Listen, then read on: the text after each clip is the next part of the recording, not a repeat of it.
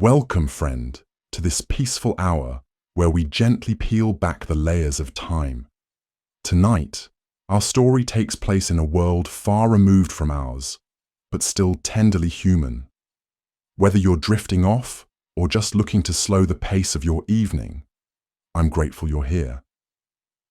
I'd love to hear where you're listening from, what city or country, and what time it is as you press play.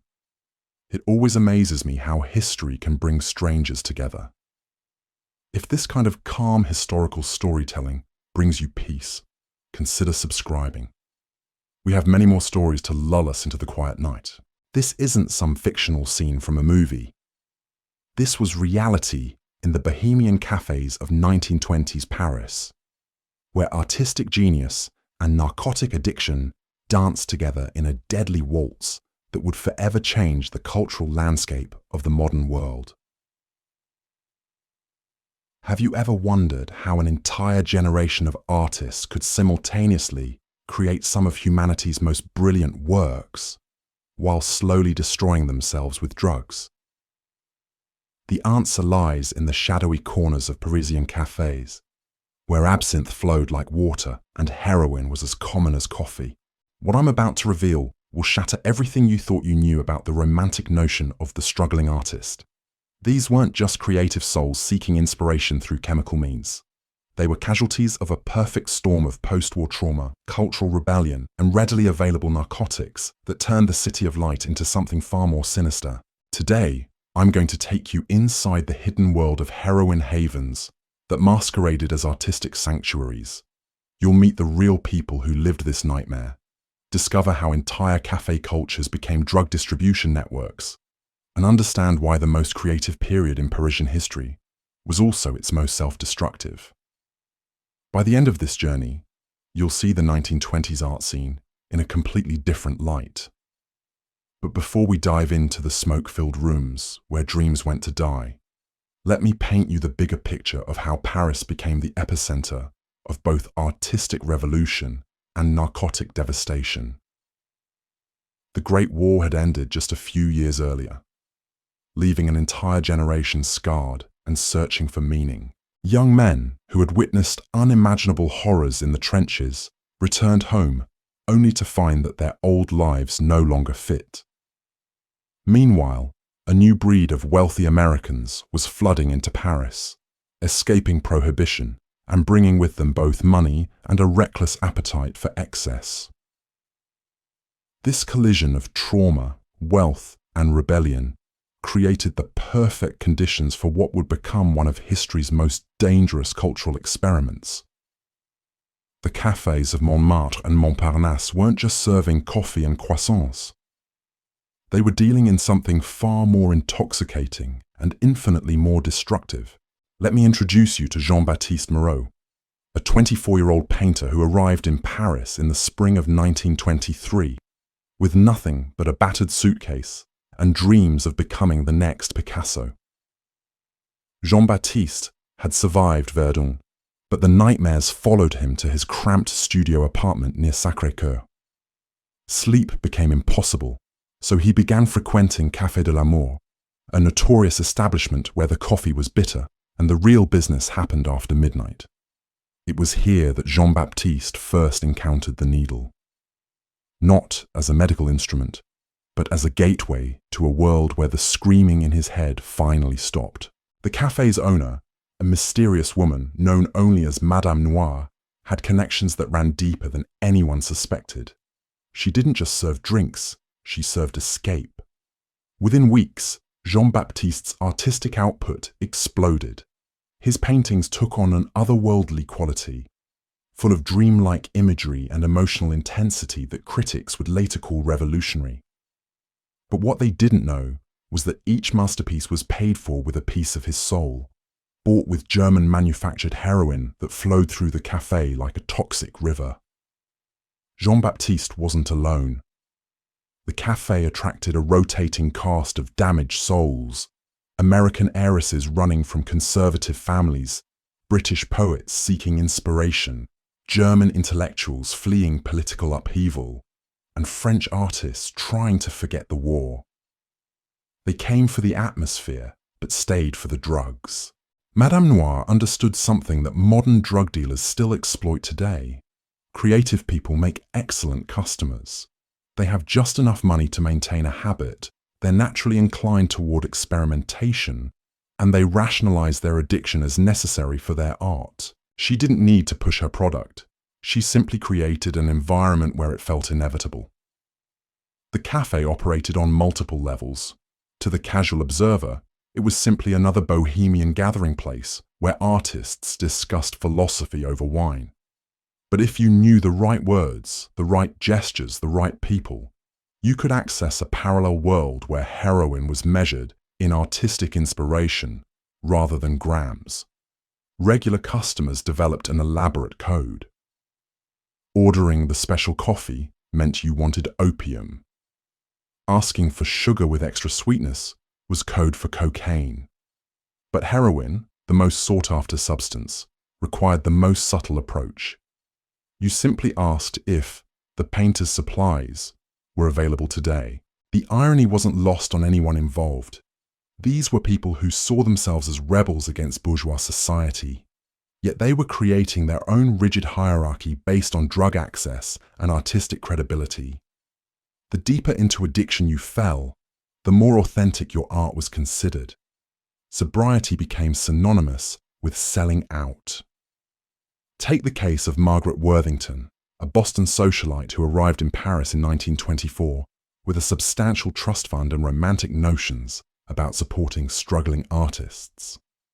She rented a spacious apartment in the 6th arrondissement and began hosting salons, where she would showcase the work of promising young painters and writers. Margaret initially saw herself as a patron of the arts, a modern-day Medici, nurturing the next generation of creative genius.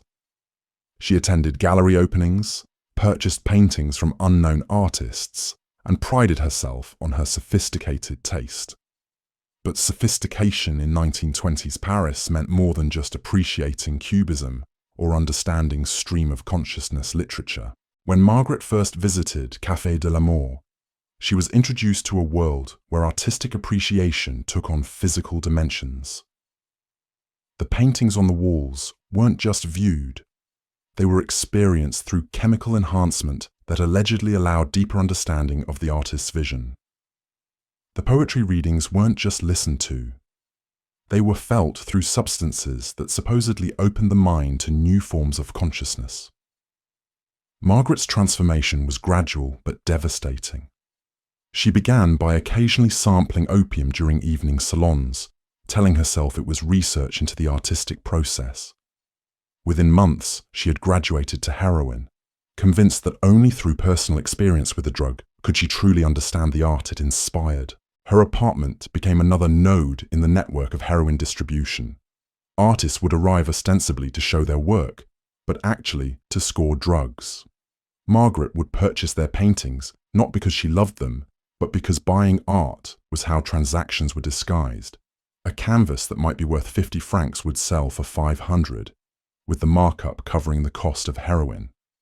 The genius of this system was its deniability. If questioned by authorities, everyone involved could claim they were simply participating in the legitimate art market. The drugs were incidental, they would argue, just part of the creative atmosphere that made such groundbreaking art possible. But the reality was far darker. Margaret's trust fund was being systematically drained to feed not just her own addiction, but the habits of an entire network of artists and dealers. Her health deteriorated rapidly, her judgment became compromised, and her apartment transformed from a salon into a shooting gallery disguised as a gallery space. The most tragic aspect was how the addiction affected the art itself. While initial drug use might have enhanced creativity for some artists, prolonged heroin addiction had the opposite effect. The very inspiration that drew artists to the drug eventually disappeared, leaving them creating art solely to fund their next fix. Jean-Baptiste's story illustrates this perfectly. His early heroin-influenced paintings were indeed revolutionary, full of emotional complexity and visual innovation that captured the attention of serious collectors. But as his addiction deepened, his work became increasingly formulaic. He found himself painting the same dreamlike imagery over and over, not because it expressed his artistic vision, but because those were the only paintings that sold to the drug-using collectors who frequented the cafes. The economic ecosystem was entirely circular and ultimately unsustainable. Artists used drugs to create art, sold art to buy drugs, and attracted buyers who were themselves using drugs to appreciate art. Money flowed in endless loops, but actual value was being destroyed at every step. The art became less innovative, the artists became less capable, and the buyers became less discerning. Meanwhile, Madame Noire and others like her were getting rich by facilitating this destruction. They positioned themselves as cultural facilitators, but they were actually running sophisticated drug operations that used artistic pretension as cover. The cafe provided the perfect front: irregular hours, eclectic clientele, and a culture that celebrated nonconformity made it nearly impossible for authorities to distinguish between legitimate artistic activity and criminal enterprise. The international nature of the clientele also provided protection. When wealthy Americans or British aristocrats were involved, local police were reluctant to investigate too aggressively. Diplomatic complaints could end careers, and there was always plausible deniability about what was really happening in these establishments. This created a sense of invulnerability among the participants that would prove tragically misplaced. They believed their artistic credentials and social connections made them untouchable, failing to recognize that addiction doesn't respect class boundaries or creative talent. By 1925, the network had expanded far beyond individual cafes. What started as scattered pockets of artistic experimentation had evolved into a sophisticated underground economy that stretched across the entire left bank. The heroin trade had found its perfect camouflage in the bohemian cafe culture, and the results were both magnificent and horrifying. Consider the evening routine at Le Chien qui Fume, a cafe that occupied 3 floors of a crumbling building near the Sorbonne. The ground floor maintained the appearance of respectability. Students debated philosophy over cheap wine, tourists sampled authentic French atmosphere, and local intellectuals held court at their regular tables. But as the night progressed and the casual customers departed, the real business began. The second floor, accessible only through a narrow staircase hidden behind a bookshelf, housed what regulars called the laboratory. Here, American expatriate chemist turned dealer Robert Bobby Chen had set up an operation that would make modern drug cartels envious. Bobby had arrived in Paris with legitimate credentials, a chemistry degree from Harvard, and plans to conduct research at the Sorbonne. Instead, he found himself cooking heroin in makeshift labs, using his scientific training to create increasingly pure and potent products. Bobby's customers weren't street addicts desperate for their next fix. They were discerning consumers who demanded quality and consistency. A batch that was too weak would send artists into withdrawal during crucial creative periods. Too strong and valuable customers might overdose before completing commissioned works. Bobby approached drug manufacturing with the same precision he had once applied to legitimate research, keeping detailed notes on potency levels, customer reactions, and optimal dosing schedules. The third floor of Le Chien qui Fume served as both gallery and shooting gallery. Paintings hung on walls that had seen countless injections, their colors seeming to shift and dance in the dim gaslight. Artists would arrive with their latest works, hoping to trade canvas for powder. The quality of the art directly determined the quantity of drugs received, creating a perverse market where artistic merit was measured in milligrams of heroin. This system attracted some genuinely talented individuals who might have achieved greatness without chemical assistance. Elise Dubois, a sculptor from Lyon, possessed extraordinary natural ability that had earned her recognition at legitimate galleries across Europe. But the war had killed her fiancé and shattered her faith in traditional values. She came to Paris seeking not fame, but forgetfulness. Elise's sculptures, created under the influence of heroin, took on qualities that defied conventional artistic categories. Working with clay in a near-trance state, she would spend 18 hours straight-shaping figures that seemed to emerge from some collective unconscious. Her pieces captured emotions that viewers couldn't name but immediately recognized. The specific grief of losing someone to senseless violence, the hollow exhaustion of surviving when others hadn't, the desperate hunger for meaning in a world that had revealed its fundamental chaos. Gallery owners noticed Elise's work immediately. Her sculptures sold for unprecedented sums to collectors who claimed they could feel the artist's pain radiating from the clay itself. What these buyers didn't realize was that they were literally purchasing someone else's suffering, commodified and transformed into aesthetic experience through the medium of narcotic addiction. Elise's success created its own trap. Each sculpture required deeper states of heroin-induced dissociation to access the emotional rawness that made her work so compelling. She found herself increasing her doses not for pleasure, but for artistic necessity. The drug had become as essential to her creative process as clay or water. Without it, her hands would shake too violently to shape anything. With too much, her consciousness would slip away entirely, leaving her staring at shapeless lumps of clay with no memory of the previous hours. The tragedy was that Elise's addiction coincided with what should have been the peak of her artistic powers.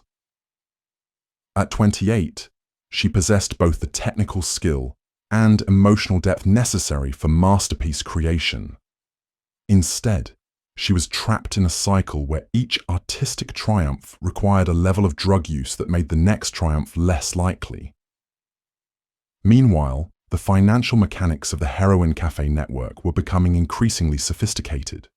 Transactions were rarely conducted with simple cash exchanges.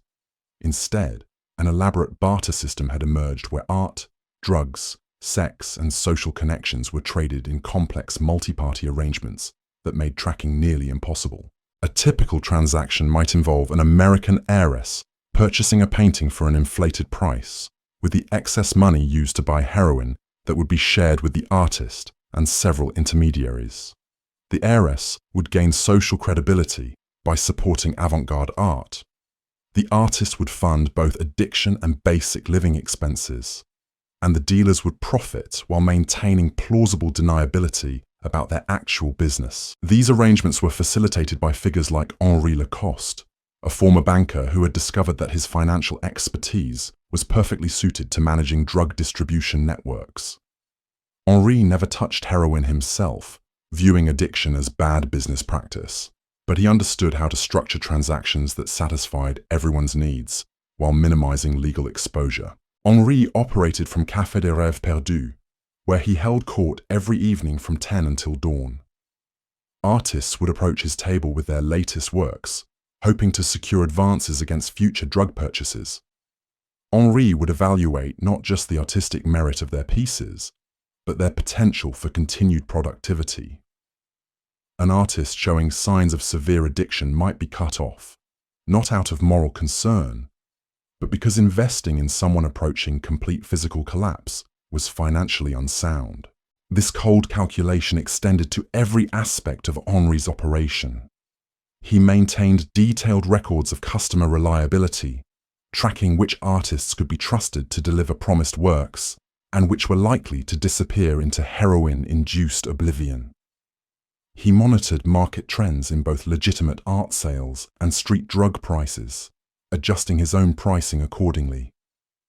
Most importantly, he cultivated relationships with corrupt officials who could provide advance warning of police raids or regulatory changes. Henri's success attracted imitators throughout the Latin Quarter.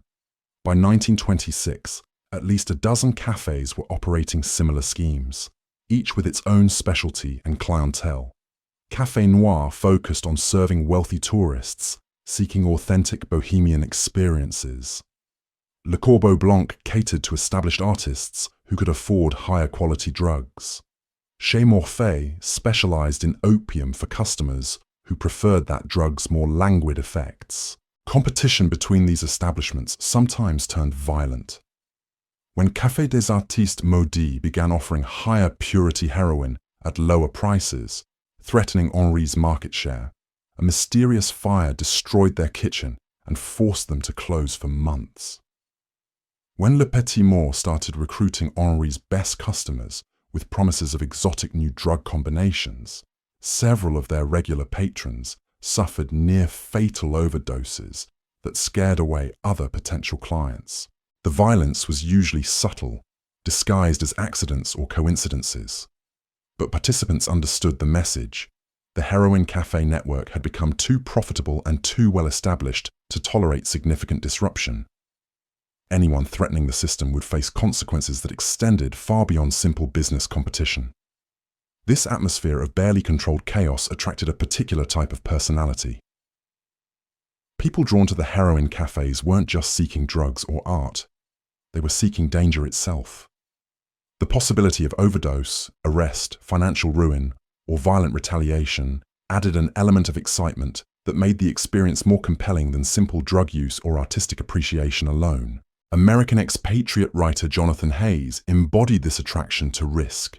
Hayes had inherited substantial wealth but found conventional life unbearably boring.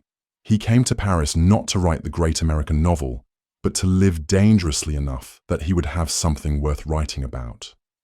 The heroin cafes provided exactly the kind of authentic peril he craved. Hayes began frequenting Café de la Dernière Chance, where he quickly established himself as someone willing to take risks that frightened even seasoned addicts. He would inject unknown substances, participate in dangerous drug combinations, and involve himself in increasingly volatile business arrangements between dealers and artists. His writing, produced in brief periods of clarity between binges, captured the authentic texture of addiction with a precision that made his work essential reading for anyone seeking to understand the period. But Hayes's appetite for danger eventually exceeded even his considerable resources. He became involved in a scheme to smuggle heroin from Germany using hollow picture frames, a plan that required him to transport drugs across international borders while maintaining his cover as a legitimate art collector. The profits would have been enormous, but the risks included not just imprisonment, but execution if caught by authorities who were becoming increasingly aggressive about international drug trafficking. Hayes' story illustrates how the heroin cafe culture had evolved beyond simple addiction or artistic experimentation. By the mid-1920s, it had become a complex ecosystem where people used drugs, art, and danger as interchangeable currencies in transactions that satisfied needs far more complicated than simple chemical dependency. The most sophisticated participants understood that they weren't just buying drugs or selling art. They were purchasing experiences that couldn't be obtained through conventional means.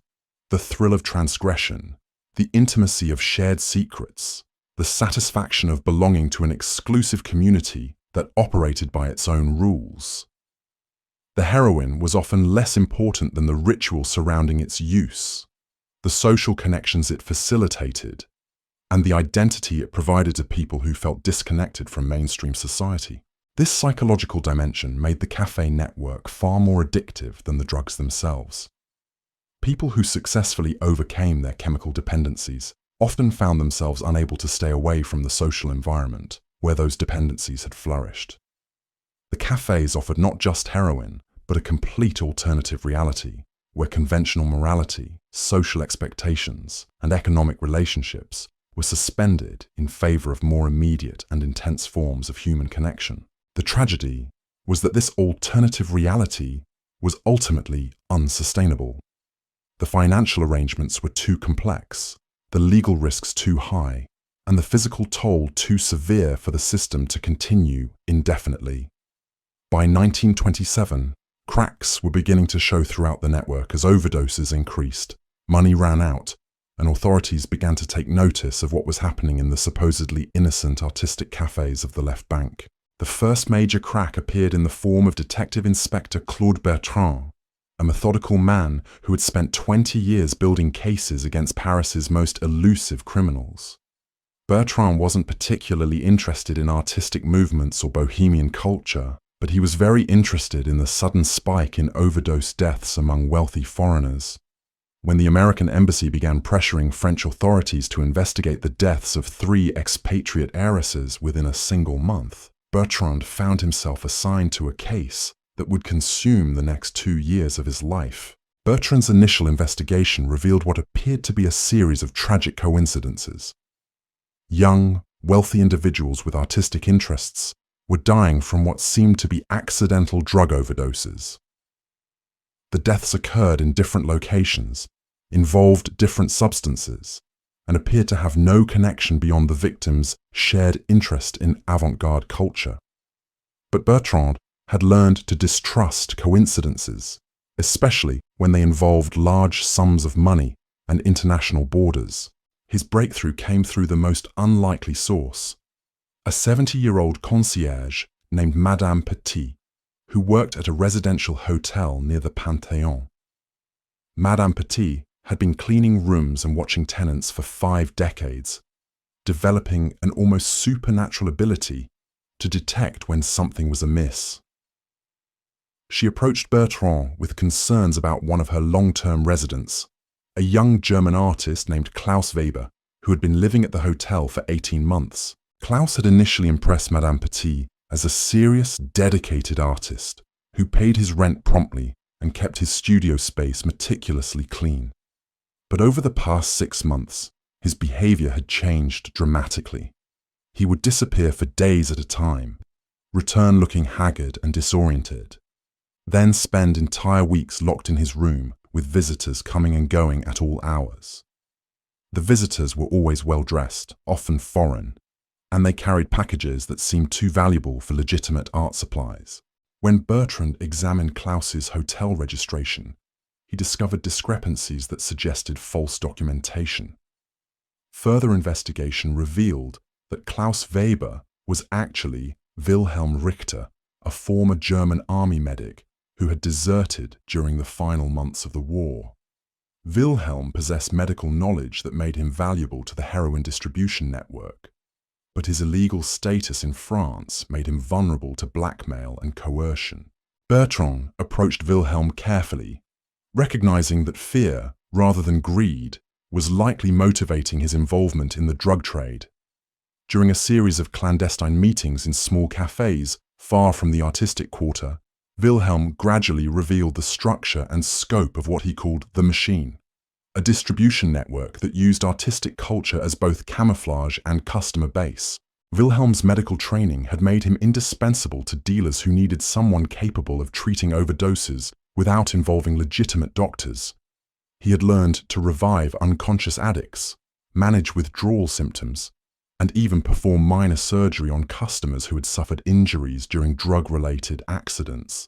His services were paid for not with money, but with protection from authorities who might investigate his immigration status. Through Wilhelm's testimony, Bertrand began to understand how the cafe network operated as an integrated system, rather than a collection of independent establishments. Each cafe specialized in serving different segments of the market: wealthy tourists, established artists, young bohemians, and international dealers. But they all shared suppliers, enforcement mechanisms, and money laundering operations that made the entire network more resilient than any individual component. The key insight was that legitimate art sales were being used to disguise drug transactions on an industrial scale. A painting that might legitimately sell for 100 francs could be purchased for 1,000 francs, with the extra 900 francs representing payment for heroin. The buyer received both artwork and drugs. The seller received both money and social credibility as a successful artist, and the dealer received a commission that was nearly impossible for authorities to trace. This system had created artificial inflation in the Parisian art market that was distorting cultural values throughout the city. Young artists found themselves unable to sell work through legitimate channels because collectors were primarily interested in drug-facilitated transactions. Established artists watched their market values fluctuate based not on artistic merit, but on their willingness to participate in narcotic distribution. Gallery owners faced pressure to either join the network or lose access to the most financially attractive customers. Bertrand's investigation revealed that the corruption extended far beyond artistic circles. Bank officials were facilitating international money transfers that funded drug purchases. Shipping companies were transporting heroin concealed in legitimate art shipments. Even some embassy staff were involved, using diplomatic immunity to move drugs and money across borders without customs inspection. The scope of the conspiracy was so vast that Bertrand initially doubted his own findings. How could such an extensive criminal operation exist in plain sight without attracting official attention? The answer lay in the social status of the participants and the cultural prestige associated with supporting avant-garde art. Police were reluctant to investigate activities that involved prominent citizens engaged in what appeared to be sophisticated cultural patronage. Meanwhile, the human cost of the network was becoming impossible to ignore. The overdose death that finally triggered serious official action involved Constance Fairfax, daughter of a British Member of Parliament and heir to a shipping fortune. Constance had arrived in Paris 6 months earlier with plans to study at the Sorbonne and support promising young artists. Her body was discovered in a studio apartment in Montparnasse, surrounded by paintings she had purchased for prices that investigation revealed were 10 times their legitimate market value. Constance's death was particularly tragic because she had been attempting to leave the heroin cafe scene when she overdosed. Letters found in her apartment revealed her growing awareness that she was being manipulated by dealers who viewed her wealth as a resource to be systematically extracted. She had begun refusing to purchase overpriced artwork and had cut off financial support to several artists whose primary talents seemed to be consuming expensive drugs. Her final letter, addressed to her father but never sent, described her realization that the bohemian culture she had admired from afar was actually a sophisticated trap designed to separate wealthy young people from their money. She wrote about artists who created mediocre work but commanded high prices because they could provide access to heroin, dealers who posed as cultural sophisticates while running criminal enterprises, and cafe owners who facilitated the destruction of everyone who entered their establishments. But Constance's attempt to extract herself from the network had made her dangerous to people whose livelihoods depended on maintaining the system's secrecy. Her overdose occurred just days before she was scheduled to return to London, where she planned to warn other wealthy families about the dangers their children faced in Parisian artistic circles. The timing suggested that her death might not have been accidental, though proving deliberate murder would require evidence that Bertrand was struggling to obtain. The investigation of Constance's death revealed the network's most sinister aspect: systematic targeting of vulnerable wealthy individuals who could be manipulated into funding the entire operation. Dealers had developed sophisticated profiles of ideal customers, focusing on people who possessed substantial financial resources but lacked emotional stability or strong family connections that might interfere with exploitation. Young people recovering from war trauma were particularly valuable targets. Their psychological wounds made them susceptible to addiction, while their social status provided protection from law enforcement. Dealers would identify promising prospects through a network of informants in hospitals, universities, and social clubs, then orchestrate seemingly accidental encounters in artistic venues where initial drug experimentation could be presented as sophisticated cultural exploration. The process was gradual and carefully managed. A wealthy young person might spend months attending cafe events, purchasing reasonably priced artwork, and developing relationships with artists and intellectuals before being introduced to drugs. By the time chemical dependency developed, they were already emotionally invested in the community that supplied their addiction.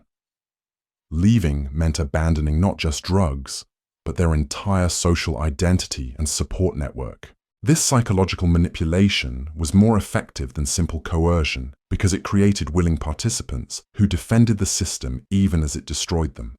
Artists genuinely believed they were creating revolutionary work. Buyers convinced themselves they were supporting important cultural movements, and dealers maintained that they were facilitating artistic innovation rather than running criminal enterprises. The self-deception was reinforced by the undeniable fact that some genuinely important art was being created within the network. Several artists, whose work was later recognized as historically significant, had indeed produced their best pieces while using heroin obtained through cafe connections. This created enough legitimate artistic achievement to provide credible cover for the broader criminal enterprise. Vincent Moreau, Jean-Baptiste's younger brother, exemplified this tragic complexity. Vincent had followed Jean-Baptiste to Paris in 1925, hoping to pursue his own artistic ambitions while helping his brother recover from what their family believed was simple, war-related drinking problem. Vincent discovered that Jean-Baptiste's issues extended far beyond alcohol, but he also witnessed his brother creating paintings of extraordinary emotional power and technical innovation. Vincent found himself torn between concern for Jean-Baptiste's health and admiration for his artistic output. The heroin was clearly destroying his brother's body and mind, but it was also unlocking creative capabilities that seemed impossible to achieve through conventional means. Jean-Baptiste's heroin-influenced paintings were selling to serious collectors and receiving attention from legitimate critics who had no knowledge of the drugs involved in their creation. This dilemma drove Vincent to begin his own experimentation with heroin, initially as research into his brother's creative process, but eventually as an end in itself. Vincent's artistic abilities were less developed than Jean-Baptiste's, but heroin provided access to emotional states and visual perceptions that enhanced his work beyond his natural capabilities. Within months, both brothers were trapped in a cycle where artistic identity and chemical dependency had become inseparable. Their story illustrates how the cafe network corrupted not just individuals, but entire families and social connections. People who arrived in Paris with intentions of helping addicted relatives often became addicts themselves, drawn into a community where drug use was normalized and even celebrated as evidence of artistic authenticity. The economic pressures made escape nearly impossible. Artists who tried to quit heroin discovered that their work produced during sobriety was unmarketable to the collectors who had previously supported them. Gallery owners lost interest in clean artists whose work lacked the intensity that drug use had provided. Social connections evaporated as former friends viewed sobriety as betrayal of shared values and experiences. By late 1927, the network had reached a level of integration and sophistication that made it almost indistinguishable from legitimate cultural institutions. Several cafes had expanded into full-scale galleries that mounted serious exhibitions featuring work by both addicted and clean artists. Art critics, who were unaware of the drug connections, wrote favorable reviews that enhanced the reputation of network-affiliated artists in mainstream cultural circles. The most successful participants had learned to navigate between legitimate and criminal aspects of the art world, using their network connections to advance conventional careers while maintaining access to drugs and the social community that provided them. Some artists were simultaneously represented by respectable galleries and cafe-based dealers, selling different types of work to different markets, depending on whether drugs were involved in the transaction. This dual existence required constant management of multiple identities and relationships. An artist might spend morning hours creating conventional work for legitimate galleries, afternoon hours producing drug-influenced pieces for cafe buyers, and evening hours socializing with other addicts while maintaining the pretense that their gatherings were purely intellectual or artistic in nature. The psychological strain of maintaining these multiple identities often accelerated the descent into deeper addiction. People who might have maintained moderate drug use for years found themselves increasing consumption to manage the anxiety and exhaustion that came from constantly switching between different versions of themselves. Meanwhile, the financial mechanics of the network were becoming so complex that even sophisticated participants lost track of their actual economic situation. Artists might believe they were financially successful based on high prices for their work, without realizing that most of their income was immediately recycled back to drug dealers. Buyers might spend enormous sums thinking they were building valuable art collections, without understanding that the inflated prices made their purchases worthless in legitimate markets. The cafe owners and dealers who controlled the system were the only participants with clear understanding of the actual money flows. They had structured transactions to maximize their own profits while creating illusions of prosperity for everyone else involved. Artists received enough money to maintain their addictions and basic living expenses, but not enough to achieve actual financial independence that might allow them to leave the network. Buyers received enough social status and access to exclusive experiences to justify their expenditures, but not enough genuine artistic value to make their purchases worthwhile investments. The system was designed to keep everyone dependent on continued participation, with no clear exit strategy for anyone except the dealers themselves. This economic trap was reinforced by social and psychological dependencies that made leaving the network feel impossible, even for people who recognized its destructive nature. The cafe community provided not just drugs and art, but friendship, intellectual stimulation, sexual opportunities, and social identity that participants couldn't easily replace through conventional means. For many people involved, the network had become their entire world. Their friends were other participants, their romantic relationships were formed within the community, their living situations were arranged through network connections, and their daily routines revolved around cafe schedules and drug availability. Leaving meant abandoning not just addiction, but every meaningful relationship and social connection they had developed in Paris. The isolation was particularly severe for foreign participants who had few connections outside the artistic community. American expatriates who had burned bridges with their families to pursue bohemian lifestyles found themselves trapped in Paris with no support system beyond the network that was destroying them.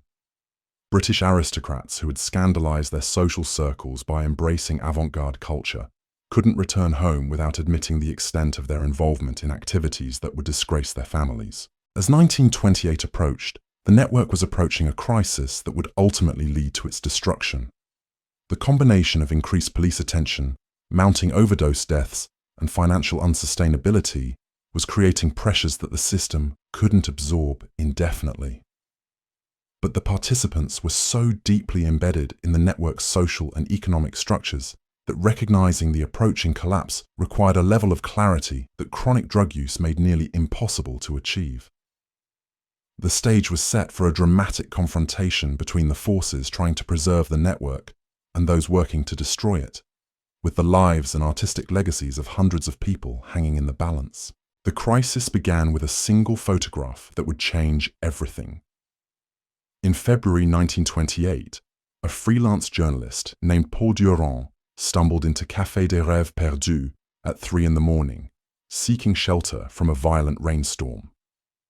What he witnessed in that smoke-filled room would expose the dark heart of Parisian bohemian culture to the world. Durand had his camera with him, a compact Leica that he used for documenting street scenes and architectural details. But the scene that greeted him in the cafe's upper room was unlike anything he had ever encountered. In the corner, a young woman in an expensive silk dress lay unconscious while a man in a painter's smock injected something into her arm. At a nearby table, 3 people passed around a needle like it was a communion chalice, their eyes rolled back in chemical ecstasy. The most shocking sight was a teenage boy, no more than 16, methodically preparing heroin, while an older man watched approvingly. The boy's hands moved with the practiced precision of someone who had performed this ritual countless times before. His clothes were expensive, suggesting wealthy family connections, but his face bore the hollow expression of advanced addiction. Durand raised his camera almost instinctively, the flash illuminating the scene for a split second before chaos erupted. Shouts filled the room as people scrambled to hide evidence and escape through back exits. But it was too late. Durand had captured something that would bring down an empire built on artistic pretension and chemical dependency. The photograph showed more than just drug use. It revealed the systematic exploitation of vulnerable young people by adults who had weaponized artistic culture for criminal purposes. The boy in the image was later identified as Philippe Rothschild, heir to a banking fortune and son of one of France's most prominent families. His presence in the café raised questions that would reverberate through the highest levels of French society. Philippe's story embodied everything tragic about the network's evolution. He had arrived in Paris the previous autumn, ostensibly to study literature at the Sorbonne, but actually to escape a family scandal involving financial irregularities at his father's bank. The 16-year-old possessed both enormous wealth and profound emotional vulnerability, making him an ideal target for the café operators who specialized in identifying and exploiting such individuals. His recruitment had followed the established pattern. Initial contact came through seemingly innocent cultural events, where he met charming artists and intellectuals who appeared genuinely interested in his thoughts about literature and philosophy. These new friends gradually introduced him to increasingly exclusive gatherings, where drug use was presented as sophisticated exploration of consciousness rather than simple addiction. Philippe's youth made him particularly susceptible to peer pressure and adult manipulation. The older artists and writers who surrounded him possessed knowledge and experience that he desperately wanted to acquire. When they suggested that true artistic understanding required direct experience with mind-altering substances, he accepted their guidance without question. His financial resources made him valuable beyond his potential as a simple customer. Philippe had access to banking connections that could facilitate international money transfers, family properties that could serve as storage locations, and social connections that provided entry to circles previously inaccessible to the network. Within months, he had become not just an addict, but an active participant in the criminal enterprise that fed his addiction. The photograph's publication in Le Figaro created a sensation that extended far beyond artistic circles. Philippe's family immediately hired private investigators to determine how their son had become involved in such activities. Other wealthy families began questioning their own children's involvement in Parisian bohemian culture. Embassy officials demanded explanations for the apparent targeting of their citizens by French criminals. Most damaging was the revelation that the network had been systematically exploiting minors. Philippe was not the only underage participant.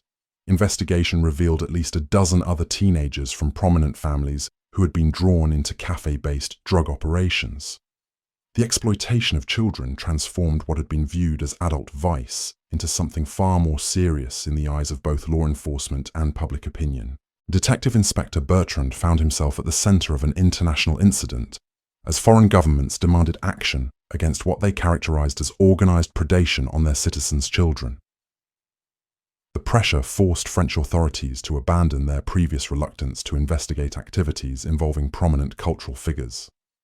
Resources that had been denied to Bertrand's investigation were suddenly made available, along with diplomatic support for actions that might offend influential people. The investigation's scope expanded dramatically as Bertrand gained access to banking records, shipping manifests, and diplomatic correspondence that revealed the true extent of the network's operations. What had appeared to be a collection of bohemian cafes was actually a sophisticated international criminal organization that used artistic culture as camouflage for drug trafficking, money laundering, and systematic fraud. The financial analysis was particularly revealing. Over the previous 3 years, approximately 2 million francs had flowed through network-affiliated accounts, representing far more money than could be explained by legitimate art sales. Much of this money had come from wealthy young people like Philippe, whose trust funds and family allowances had been systematically drained to support operations that extended far beyond Paris. Shipping records revealed regular deliveries of art supplies from Germany, Austria, and Switzerland that actually contained pharmaceutical-grade heroin and cocaine. These shipments were coordinated with the arrival of wealthy tourists and expatriates whose spending patterns had been carefully monitored by network operatives embedded in hotels, banks, and social clubs throughout the city. The most shocking discovery was the extent to which legitimate cultural institutions had been compromised by network activities. Several respected galleries were discovered to have been facilitating drug transactions through art sales.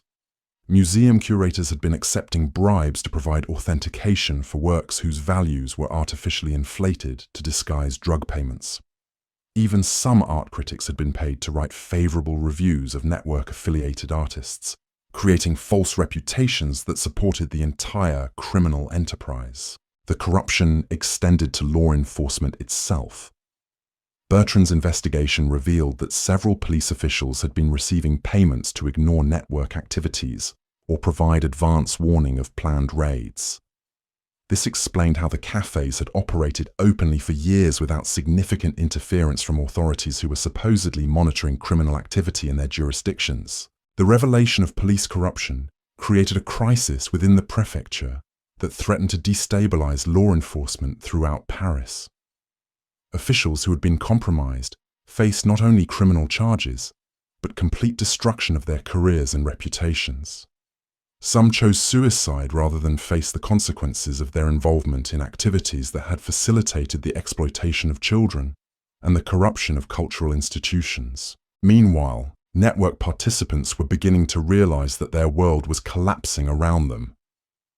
The publication of Durand's photograph had made continued operations impossible, but many people involved were too addicted to drugs or too financially dependent on the system to simply walk away. Desperate attempts to maintain operations only accelerated the network's destruction, as increased activity attracted even more official attention. Henri Lacoste, the former banker who had managed financial operations from Café des Rêves Perdus, recognized the situation's hopelessness earlier than most participants.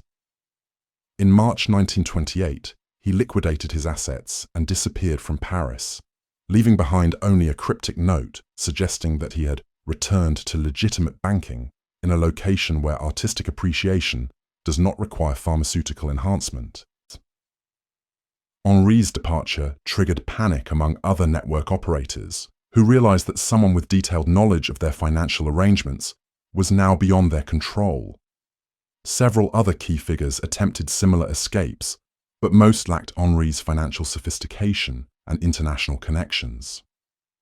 Their flight attempts only provided authorities with additional evidence of criminal activity, while leaving behind operations that quickly devolved into chaos. Without experienced management, the remaining cafes began operating with increasing desperation and decreasing concern for the safety of their customers.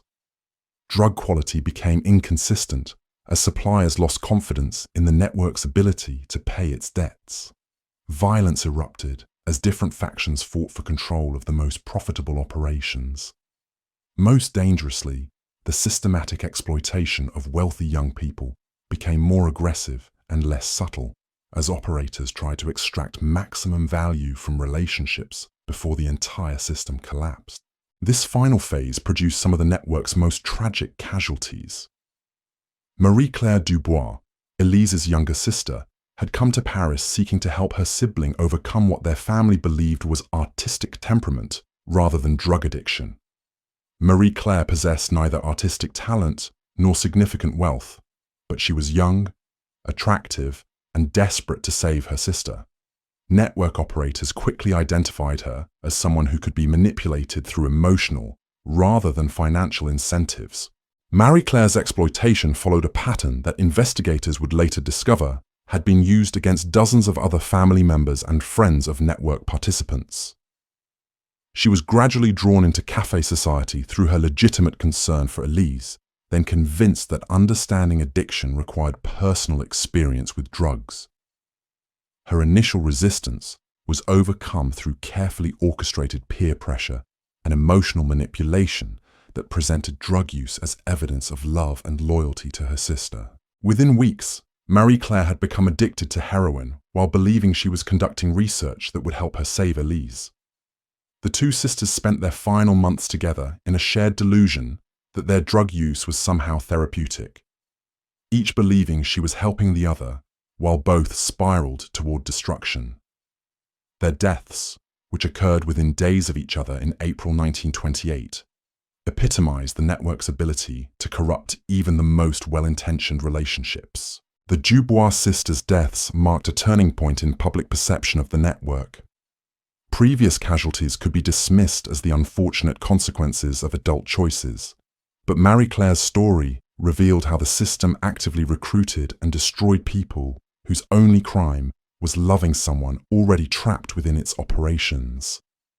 The systematic targeting of family members and friends transformed drug trafficking into something resembling a contagious disease that spread through social connections rather than simple criminal association. Detective Inspector Bertrand used the public outrage generated by cases like the Dubois sisters to justify increasingly aggressive investigative tactics. Simultaneous raids on 12 network-affiliated locations in May 1928 resulted in the arrest of over 60 people and the seizure of evidence that finally provided a complete picture of the organization's structure and operations. The evidence revealed that what had begun as informal drug dealing in bohemian cafes had evolved into a criminal enterprise with sophisticated operational procedures, financial management systems, and strategic planning capabilities. The network maintained detailed records of customer preferences, spending patterns, and psychological vulnerabilities that were used to maximize extraction of money from each target. Personnel files contained evaluations of employees based on their ability to manipulate specific types of victims, with bonuses paid for successfully recruiting wealthy or influential new customers. Most disturbing were the planning documents that revealed the network's intention to expand operations beyond Paris. Similar cafe-based operations were being established in London, New York, and Berlin, using lessons learned from the Parisian experiment to create more efficient and profitable criminal enterprises. The systematic exploitation of artistic culture was being packaged as a business model that could be replicated in any location with sufficient concentrations of wealthy young people seeking cultural authenticity. The international scope of the planned expansion elevated the investigation from local law enforcement matter to international security concern. Foreign governments that had initially pressured France to address the exploitation of their citizens now recognized that similar threats might emerge in their own territories. Diplomatic cooperation that had been limited to demands for action expanded to include intelligence sharing and coordinated law enforcement efforts. The network's collapse accelerated as participants realized that continued involvement meant not just criminal prosecution, but potential deportation and international scandal that would destroy their reputations permanently. Artists who had depended on drug-facilitated sales found themselves unable to maintain their lifestyles as customers disappeared, and legitimate galleries refused to associate with anyone connected to the scandal. The psychological impact was often more severe than the financial consequences. People who had structured their entire identities around membership in an exclusive artistic community discovered that this community had been deliberately created to exploit them. The relationships they had treasured as evidence of their sophisticated cultural understanding were revealed to have been calculated business arrangements designed to separate them from their money and independence. Jean-Baptiste Moreau, the war veteran whose initial encounter with heroin at Café de la Mort had launched our exploration of this world, exemplified both the network's destructive power and the possibility of redemption that emerged from its collapse. Jean-Baptiste had been among the first people arrested in the May raids, but his cooperation with authorities earned him lenient treatment that allowed him to attempt recovery rather than face extended imprisonment. His testimony provided crucial insights into how the network had evolved from informal drug dealing to systematic criminal enterprise. Jean-Baptiste described the gradual transformation of café culture from genuine artistic community to predatory business operation, explaining how operators had learned to identify and exploit the specific vulnerabilities that made artists, writers, and wealthy young people susceptible to manipulation. Most importantly, Jean-Baptiste's recovery demonstrated that escape from the network was possible, though it required abandoning not just drugs, but the entire social and cultural identity that had become associated with artistic authenticity in 1920s Paris. His paintings created during recovery lacked the otherworldly intensity of his heroin-influenced work, but they possessed emotional honesty and technical competence that proved genuine artistic ability could exist independently of chemical enhancement. Jean-Baptiste's example inspired other network survivors to attempt their own recoveries, creating a small but significant community of people working to rebuild their lives after escaping the cafe-based criminal enterprise. Their efforts were supported by legitimate cultural institutions that recognized the need to provide alternatives to the toxic artistic culture that had made so many people vulnerable to exploitation. The recovery community's existence challenged one of the network's most insidious lies, the claim that drugs were necessary for authentic artistic expression. Artists who had created their best work while using heroin discovered that sobriety allowed them to develop their talents more consistently and sustainably, even if the results were less immediately spectacular than their drug-influenced pieces. However, the network's collapse also created genuine hardships for people who had become economically dependent on its operations. Artists whose work had been artificially supported by drug-related transactions found themselves unable to earn legitimate livings through conventional gallery sales. The inflated prices that had seemed like evidence of success were revealed to have been unsustainable distortions that left participants unprepared for normal economic realities. Some former network participants never recovered from the financial and social devastation caused by the organization's collapse. Without the artificial support system that had maintained their lifestyles, they faced poverty, social isolation, and health problems that made rebuilding their lives extremely difficult. The network's destruction was necessary to prevent continued exploitation, but it also eliminated the only source of income and community that many people possessed. The human cost of both the network's operation and its collapse raised difficult questions about how society should address the complex relationships between artistic culture, mental health, economic vulnerability, and criminal exploitation. The cafe-based system had succeeded because it provided genuine benefits, social connection, cultural identity, and economic opportunity, alongside its destructive elements. Simply eliminating the criminal aspects left many people without the support systems they needed to function in conventional society. These questions became more urgent as investigators discovered that network operations had extended far beyond drug trafficking and financial fraud. The systematic collection of information about wealthy families, government officials, and cultural institutions had created intelligence assets that could be used for blackmail, political manipulation, and industrial espionage. The network's collapse had prevented these capabilities from being fully developed, but their existence suggested that cafe-based criminal organizations could pose threats to national security, as well as individual welfare. The investigation's revelations transformed how authorities throughout Europe approached the intersection of cultural activities and criminal behavior. Police departments established specialized units trained to recognize how legitimate artistic and intellectual communities could be infiltrated and exploited by criminal organizations. Educational institutions developed programs designed to help young people recognize and resist manipulation techniques that targeted their desires for cultural sophistication and social acceptance. Most significantly, the scandal forced a broader examination of how economic inequality and social displacement had created conditions that made large numbers of people vulnerable to exploitation. The network had succeeded not just because its operators were skillful manipulators, but because post-war society had failed to provide adequate support for people struggling with trauma, financial insecurity, and social alienation. The wealthy young people who had been targeted by network operators were not simply victims of criminal predation. They were casualties of a broader cultural crisis that had left an entire generation searching for meaning and identity in the aftermath of unprecedented social upheaval. The criminal network had provided artificial solutions to real problems, which explained both its initial appeal and the difficulty many people experienced in extracting themselves from its influence. Understanding this broader context was essential for preventing similar exploitation in the future. Simply prosecuting the criminals involved would not address the underlying conditions that had made their operations possible.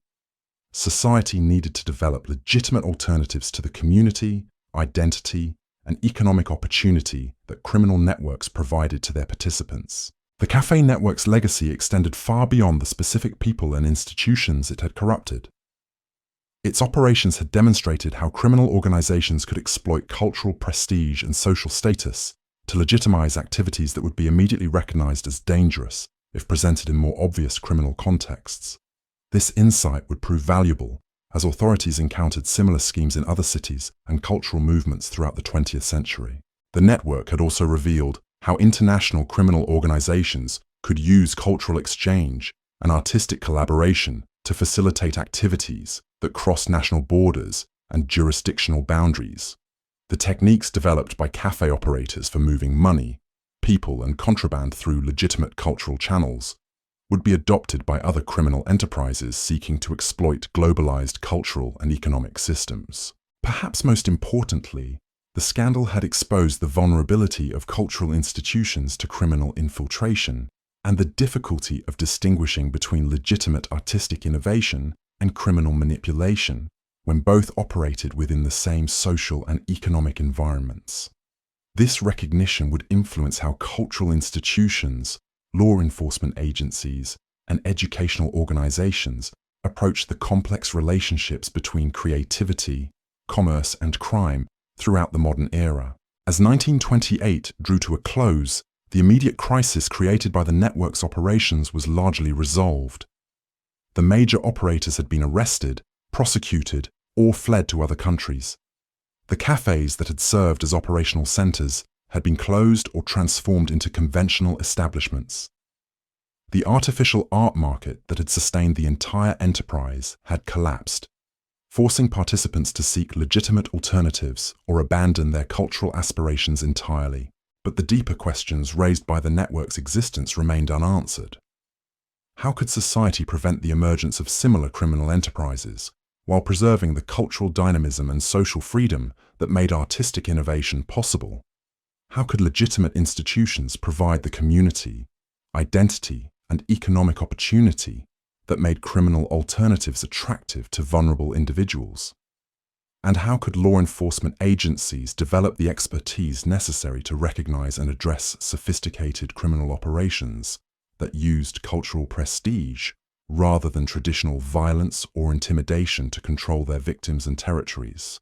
These questions would continue to challenge policymakers, cultural leaders, and law enforcement professionals as they worked to understand and address the complex legacy of the heroin havens that had masqueraded as Parisian cafes during the 1920s.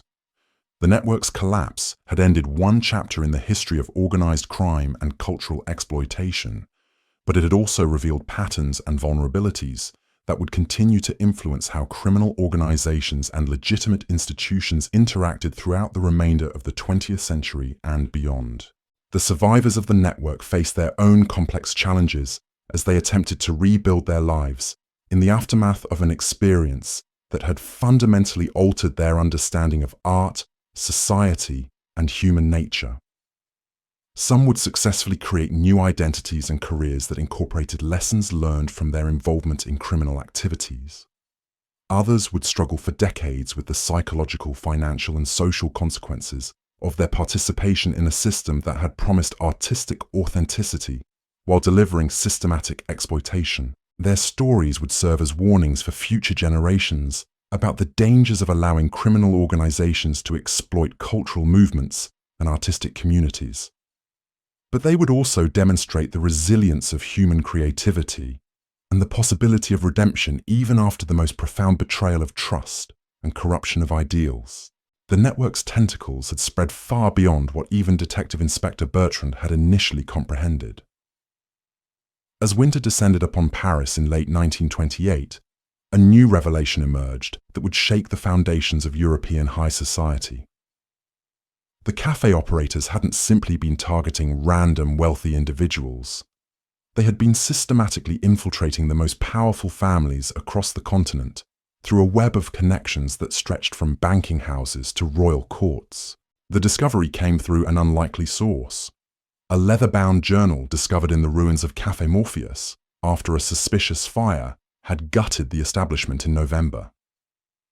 The journal, written in a coded script that took cryptographers 3 weeks to decipher, contained detailed profiles of over 200 individuals from Europe's most prominent families. Each entry included not just financial information, but intimate psychological assessments that revealed how cafe operators had studied their targets with scientific precision. Lady Catherine Pembroke's entry was typical of the journal's chilling thoroughness. The 22-year-old daughter of a British textile magnate had arrived in Paris in the spring of 1927, fleeing an arranged marriage to a man 3 decades her senior.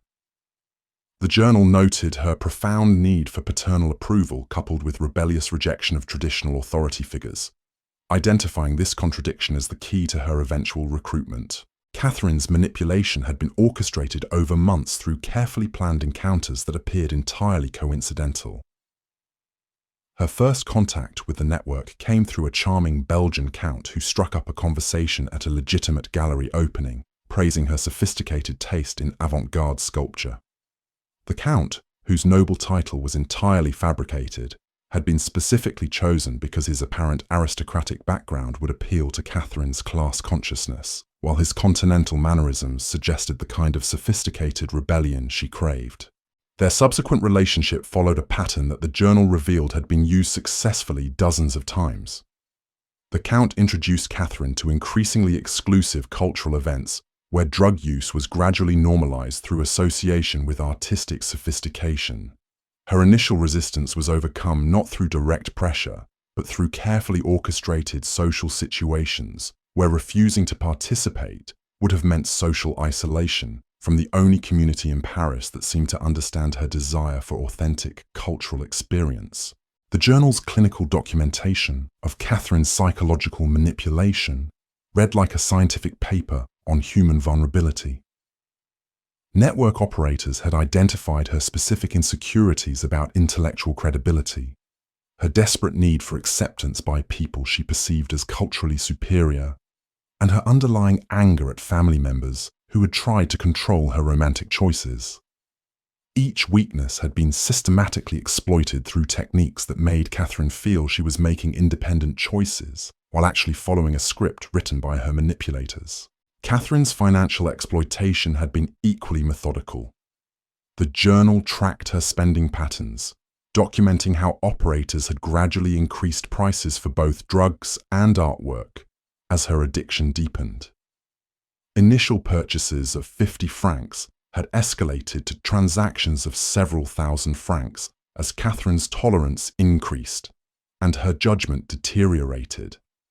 By the time of her arrest in the May raids, she had spent nearly her entire inheritance on purchases that investigation revealed were worthless outside the artificial market created by the criminal network. But Catherine's case was remarkable not for its exploitation techniques, which were repeated throughout the journal with mechanical consistency, but for what happened after her arrest. Unlike many network participants who collapsed psychologically when confronted with evidence of their manipulation, Catherine channeled her rage at being deceived into cooperation with authorities that proved devastatingly effective.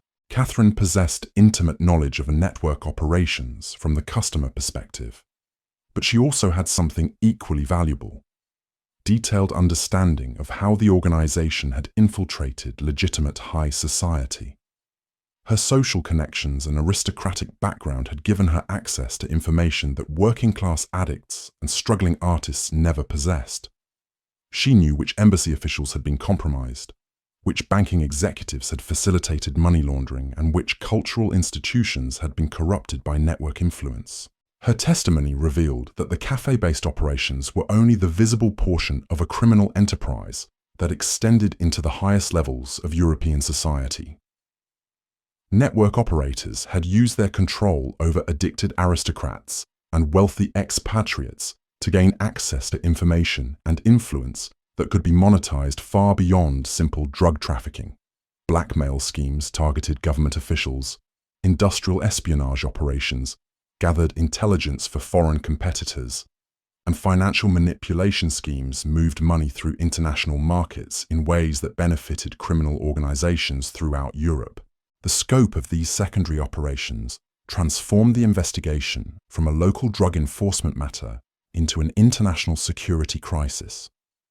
French authorities discovered that network operators had been selling information about military contracts, diplomatic negotiations, and industrial innovations to buyers whose identities remained hidden behind layers of intermediaries and coded communications. The cafe addicts had unknowingly served as intelligence assets, whose social connections and family relationships provided access to secrets that could influence everything from stock prices to international treaties. Catherine's revelations about the network's intelligence operations led to one of the most shocking discoveries of the entire investigation. Prince Alessandro di Montecroce, heir to one of Italy's oldest noble families and a frequent visitor to Parisian café society, had been systematically feeding information about Italian military preparations to network operators who were selling it to German intelligence services still operating despite the war's official conclusion. Alessandro's recruitment had followed the same pattern documented throughout the journal. Initial contact through seemingly accidental encounters, gradual introduction to drugs through cultural activities, and steady escalation of both addiction and financial exploitation. But Alessandro's political connections had made him valuable for purposes that extended far beyond the money he could provide through inflated art purchases. Network operators had encouraged Alessandro's drug dependency specifically to compromise his judgment and loyalty to his own country. His addiction had made him desperate for continued access to heroin, while his social position provided access to military and diplomatic information that foreign intelligence services were willing to pay enormous sums to obtain. The cafe operators served as intermediaries in transactions that generated profits far exceeding anything possible through simple drug dealing. Alessandro's case revealed how the network had evolved from criminal enterprise to national security threat. The systematic targeting of individuals with access to sensitive information suggested coordination with foreign intelligence services that were using criminal organizations to gather intelligence while maintaining plausible deniability about their activities. The cafe operators weren't just drug dealers.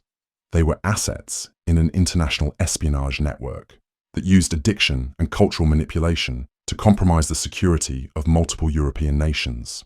The discovery of these intelligence operations triggered a diplomatic crisis that reverberated through European capitals. Governments that had initially viewed the Parisian café scandal as a local law enforcement matter suddenly recognized that their own national security had been compromised by criminal organizations operating under the cover of artistic culture. Intelligence agencies that had been focused on traditional military threats found themselves confronting a new form of espionage that exploited cultural exchange and social relationships rather than traditional diplomatic channels. The investigation's expansion into intelligence matters also revealed how the network's financial operations had been far more sophisticated than initially understood. Money generated through drug sales and art fraud had been invested in legitimate businesses that provided both cover for criminal activities and additional sources of revenue that could be used to expand operations. Network operators had purchased shares in shipping companies that transported their contraband, invested in banks that laundered their money, and acquired real estate that served as operational bases while generating rental income. Most disturbing was the discovery that network profits had been used to establish similar operations in other European cities. The Parisian café system was revealed to be a prototype for criminal organizations that were being replicated in London, Berlin, Vienna, and Rome. Each new operation had been refined based on lessons learned from the Paris experiment, making them more efficient at identifying targets, more sophisticated in their manipulation techniques, and more resistant to law enforcement detection. The international expansion of café-based criminal operations created enforcement challenges that existing law enforcement agencies were poorly equipped to address. Police departments that were organized to handle local crime found themselves confronting criminal networks that operated across national boundaries and used legitimate cultural institutions as cover for illegal activities. Traditional investigative techniques that relied on informants and surveillance were inadequate for addressing organizations that use psychological manipulation and social relationships rather than violence and intimidation to control their territories and victims. The complexity of these challenges was illustrated by the case of Dr. Hermann Weiss, a respected psychiatrist from Vienna who had been drawn into the network through his legitimate research into the therapeutic potential of various drugs.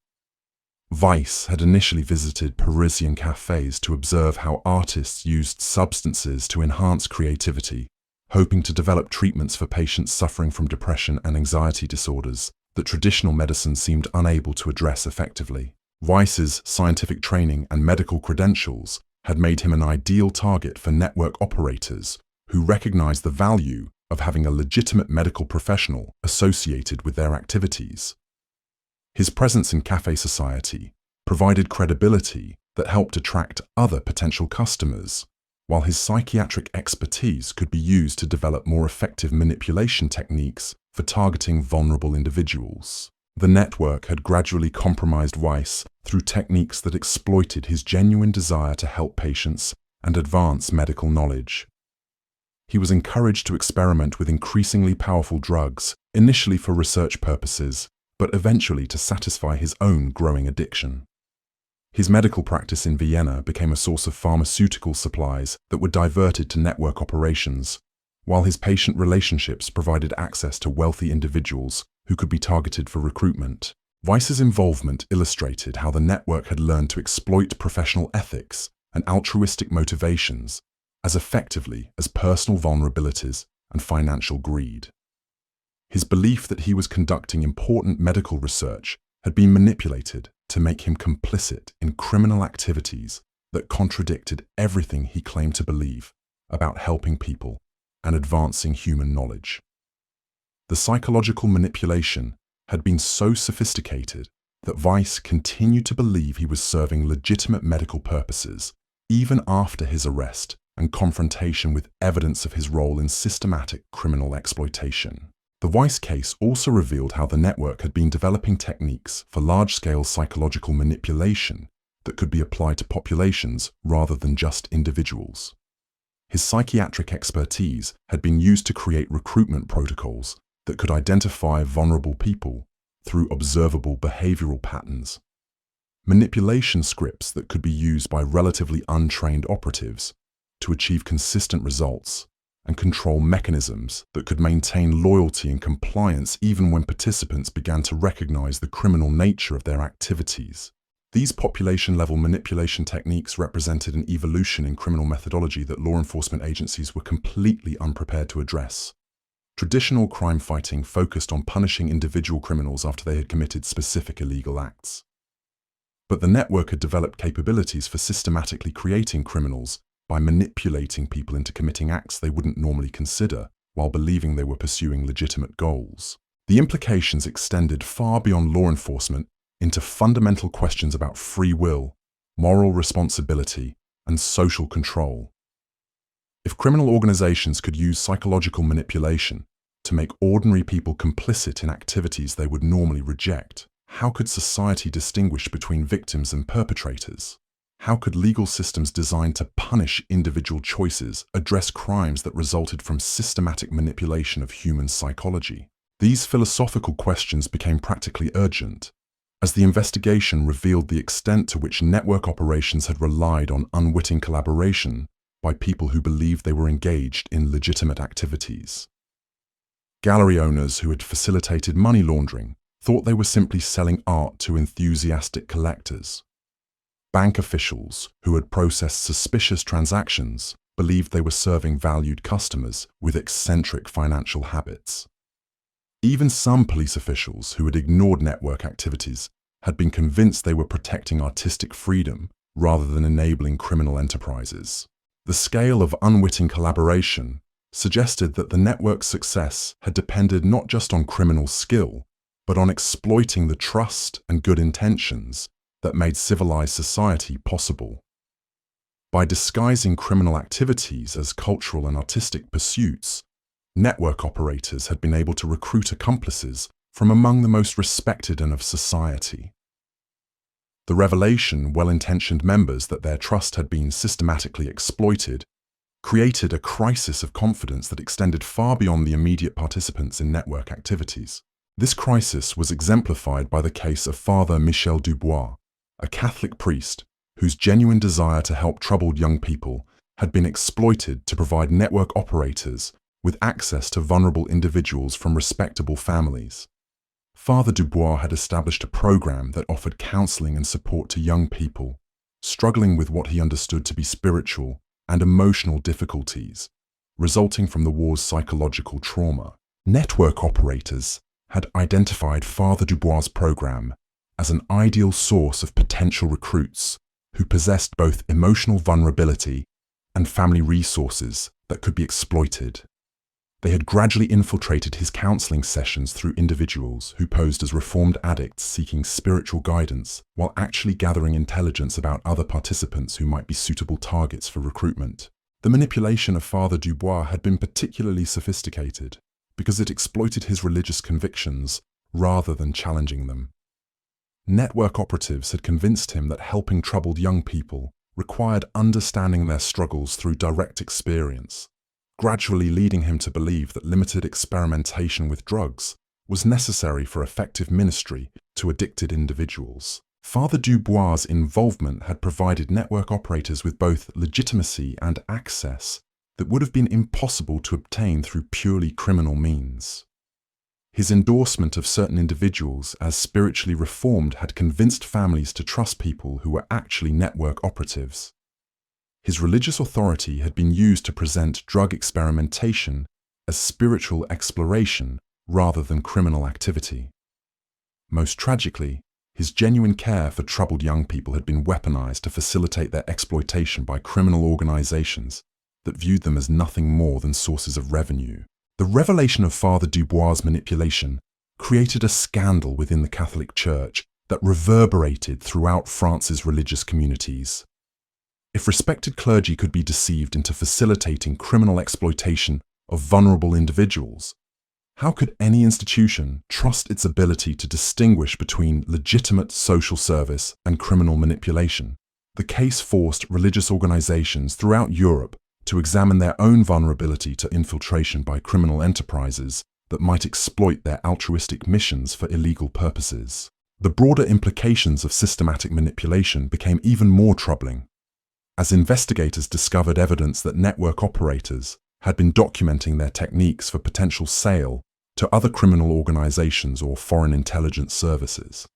Detailed manuals found in raided locations contained step-by-step instructions for identifying vulnerable targets, techniques for psychological manipulation that could be applied in various cultural contexts, and organizational structures that could be adapted to different legal and social environments.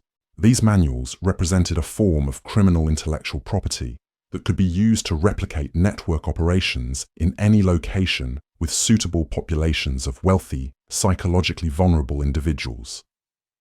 The techniques that had been developed through years of experimentation in Parisian cafes could be applied to exploit similar populations in other cities, creating a potential epidemic of criminal organizations that used cultural manipulation rather than traditional violence to achieve their goals. The existence of these instructional materials also suggested that network operators had been planning expansion on a scale that would have transformed them from regional criminal enterprise to international threat capable of influencing political and economic systems throughout Europe. The cafe operations had been intended as proof-of-concept experiments that would demonstrate the viability of psychological manipulation as a criminal methodology that could be scaled up and applied to increasingly ambitious targets. Investigation of the network's expansion plans revealed connections to political movements and revolutionary organizations that had been seeking techniques for mass psychological manipulation that could be used to destabilize existing governments and social systems. The cafe operators had been in communication with radical political groups that were interested in applying criminal manipulation techniques to political organizing, creating possibilities for criminal political alliances that could threaten the stability of democratic institutions.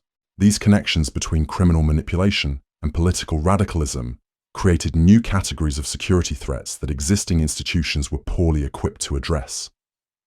Law enforcement agencies trained to handle traditional crime lacked expertise in political intelligence, while intelligence services focused on foreign threats had limited understanding of domestic criminal organizations.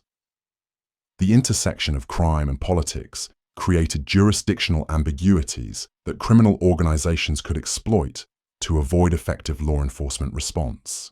The complexity of these intersections was illustrated by the case of Dmitry Volkov, a Russian émigré who had fled the Bolshevik Revolution and arrived in Paris with minimal resources but extensive connections to other displaced aristocrats and political refugees. Volkov had been recruited by network operators not for his personal wealth, which was limited, but for his access to a community of politically displaced individuals who possessed both valuable intelligence and desperate need for the kind of community and purpose that criminal organizations could provide. Volkov's recruitment had followed techniques documented in the network's instructional materials, but adapted to exploit political rather than purely personal vulnerabilities. His anger at the communist revolution that had destroyed his family's position was channeled into activities that he believed were contributing to counter-revolutionary efforts, while his addiction to drugs provided through network connections ensured his continued compliance with increasingly compromising demands. Through Volkov, network operators had gained access to information about émigré political activities, foreign intelligence operations targeting Soviet interests, and financial networks that supported anti-communist organizations throughout Europe. This intelligence was valuable to multiple buyers, including Soviet agents who were willing to pay substantial sums for information about émigré activities, and Western intelligence services that wanted to monitor both Soviet operations and émigré organizations that might be infiltrated by communist agents. Volkov's case demonstrated how network operators had learned to exploit political conflicts and international tensions to generate revenue streams that extended far beyond simple drug trafficking. By positioning themselves as intermediaries between competing intelligence services and political organizations, they had created business opportunities that could generate enormous profits, while providing cover for their criminal activities through association with seemingly legitimate political causes. The intersection of criminal manipulation and political intelligence also created opportunities for foreign governments to influence domestic affairs in other countries through support for criminal organizations that could destabilize social institutions and corrupt cultural movements.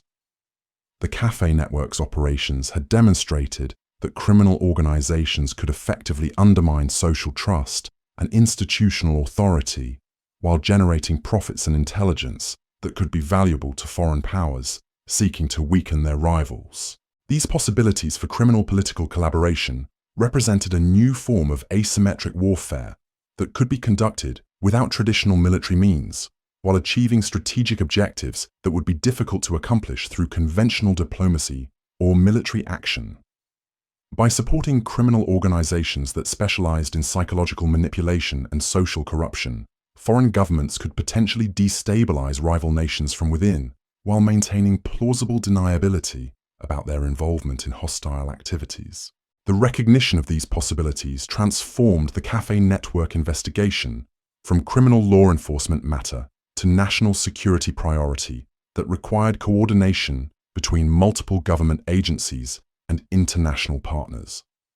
The techniques that had been developed for exploiting individual vulnerabilities were recognized as potentially applicable to societal vulnerabilities that could threaten the stability of democratic institutions and social systems. As 1929 began, the investigation had evolved far beyond its original focus on drug trafficking and art fraud to encompass questions about psychological warfare, political subversion, and the vulnerability of open societies to systematic manipulation by hostile actors.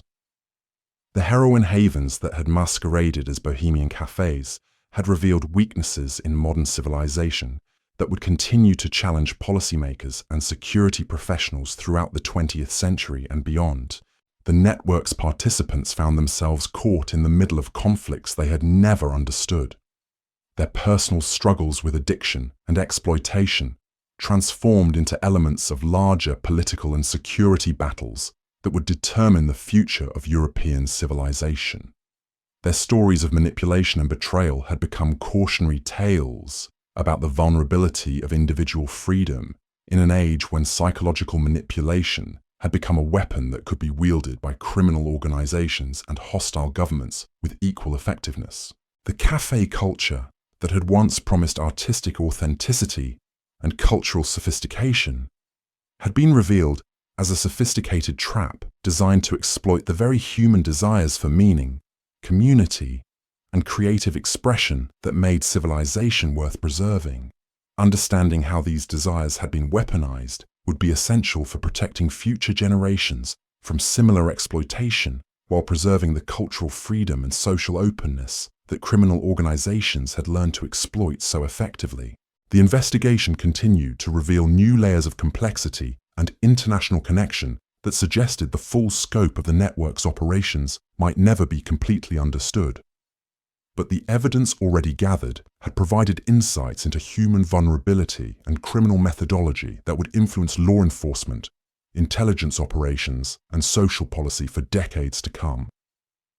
The heroin havens of 1920s Paris had become a laboratory for techniques of social manipulation that would echo through history long after the last café had been closed and the final participant had faced justice for their role in one of the most sophisticated criminal conspiracies of the modern era.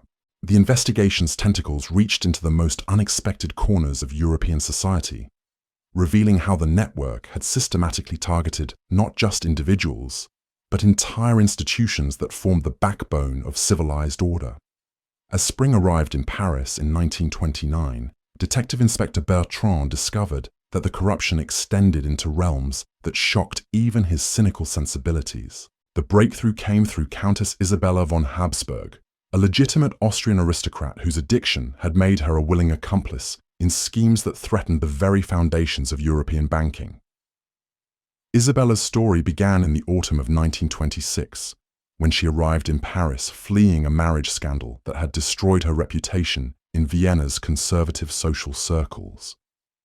At 35, she possessed both the sophistication to navigate high society and the desperation that made her vulnerable to exploitation. Isabella's recruitment had been orchestrated by someone calling himself Baron Friedrich von Seckendorf, whose noble credentials were as fabricated as his charm was genuine.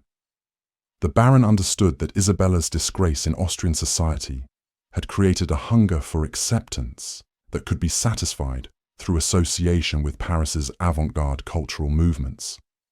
He introduced her to café society as a refuge where her past scandals would be viewed as evidence of sophisticated rebellion rather than moral failure. The Baron's manipulation of Isabella was masterful in its subtlety. He never directly encouraged her drug use, but created social situations where abstinence would have meant isolation from the only community in Paris that seemed to understand her situation. Isabella's first injection occurred during what she believed was an intimate artistic salon, where drug use was presented as necessary for appreciating experimental poetry that challenged conventional literary boundaries. Within months, Isabella's addiction had progressed to the point where maintaining her habit required increasingly desperate financial measures.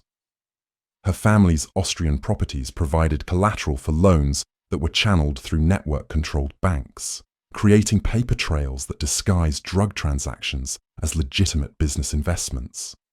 But Isabella's value to the network extended far beyond her personal wealth. Through her Habsburg connections, Isabella possessed access to information about European royal families, diplomatic negotiations, and financial arrangements that could influence everything from currency values to territorial disputes. Network operators encouraged her to maintain correspondence with relatives and family friends throughout the Austrian Empire, using her letters to gather intelligence that was then sold to buyers whose identities remained hidden behind layers of intermediaries. Isabella's case revealed how the network had learned to exploit aristocratic social networks that had been weakened by the war, but still maintained enough influence to affect political and economic decisions. Noble families that had lost political power still possessed social connections and insider knowledge that could be valuable to criminal organizations seeking to manipulate markets or influence government policies. The systematic exploitation of aristocratic networks was coordinated by someone the investigation never fully identified, known only as the architect. This individual possessed intimate knowledge of European noble genealogies, diplomatic protocols, and financial systems that suggested either aristocratic background or professional training in intelligence operations. The architect never appeared in person at cafe gatherings, but their influence was evident in the sophisticated strategies used to target and exploit specific noble families. Under the architect's guidance, network operators had created detailed maps of European aristocratic relationships, identifying which families possessed access to valuable information and which individuals within those families might be vulnerable to recruitment. The targeting was so precise that investigators suspected the involvement of intelligence professionals who understood how to exploit social and political networks for strategic advantage. The discovery of aristocratic targeting protocols transformed the investigation into a matter of international security that required cooperation between intelligence services throughout Europe. Governments that had initially viewed the cafe network as a criminal law enforcement issue suddenly recognized that their own diplomatic and financial systems had been compromised by organizations that possessed detailed intelligence about their most sensitive operations. The scope of intelligence compromise became apparent through the case of Lord Reginald Ashworth, a British diplomat whose addiction to opium had been carefully cultivated to provide network operators with advanced knowledge of diplomatic negotiations that could affect commodity prices and currency values.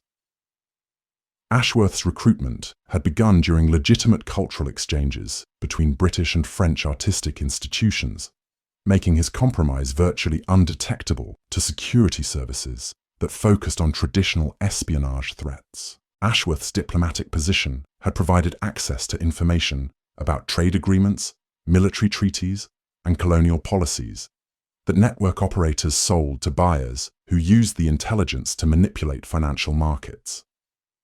The profits generated through this insider trading were far greater than anything possible through simple drug trafficking, demonstrating how criminal organizations could leverage cultural infiltration to access economic opportunities that traditional criminals could never exploit. The financial manipulation schemes revealed through Ashworth's case were so sophisticated that they required cooperation between criminal organizations and legitimate financial institutions throughout Europe. Banks that processed suspicious transactions had been convinced they were facilitating legitimate business activities by clients whose aristocratic credentials and cultural interests disguised the criminal nature of their operations. Investigation of these financial networks revealed that network operators had been systematically infiltrating legitimate banking institutions through employees who were gradually compromised through drug addiction and social pressure. Bank clerks who frequented cafe society found themselves processing transactions that they were told involved art sales or cultural exchanges, while actually facilitating money laundering operations that moved criminal profits through international financial systems. The banking infiltration was coordinated by Henri Lacoste's successor, a mysterious figure known as the Treasurer, who possessed expertise in international finance that allowed the network to exploit regulatory gaps between different national banking systems. The Treasurer had established a web of shell companies and offshore accounts that made tracking criminal profits virtually impossible, while creating legitimate-appearing paper trails that satisfied banking compliance requirements. The sophistication of these financial operations suggested involvement by professionals with extensive experience in international banking and investment management.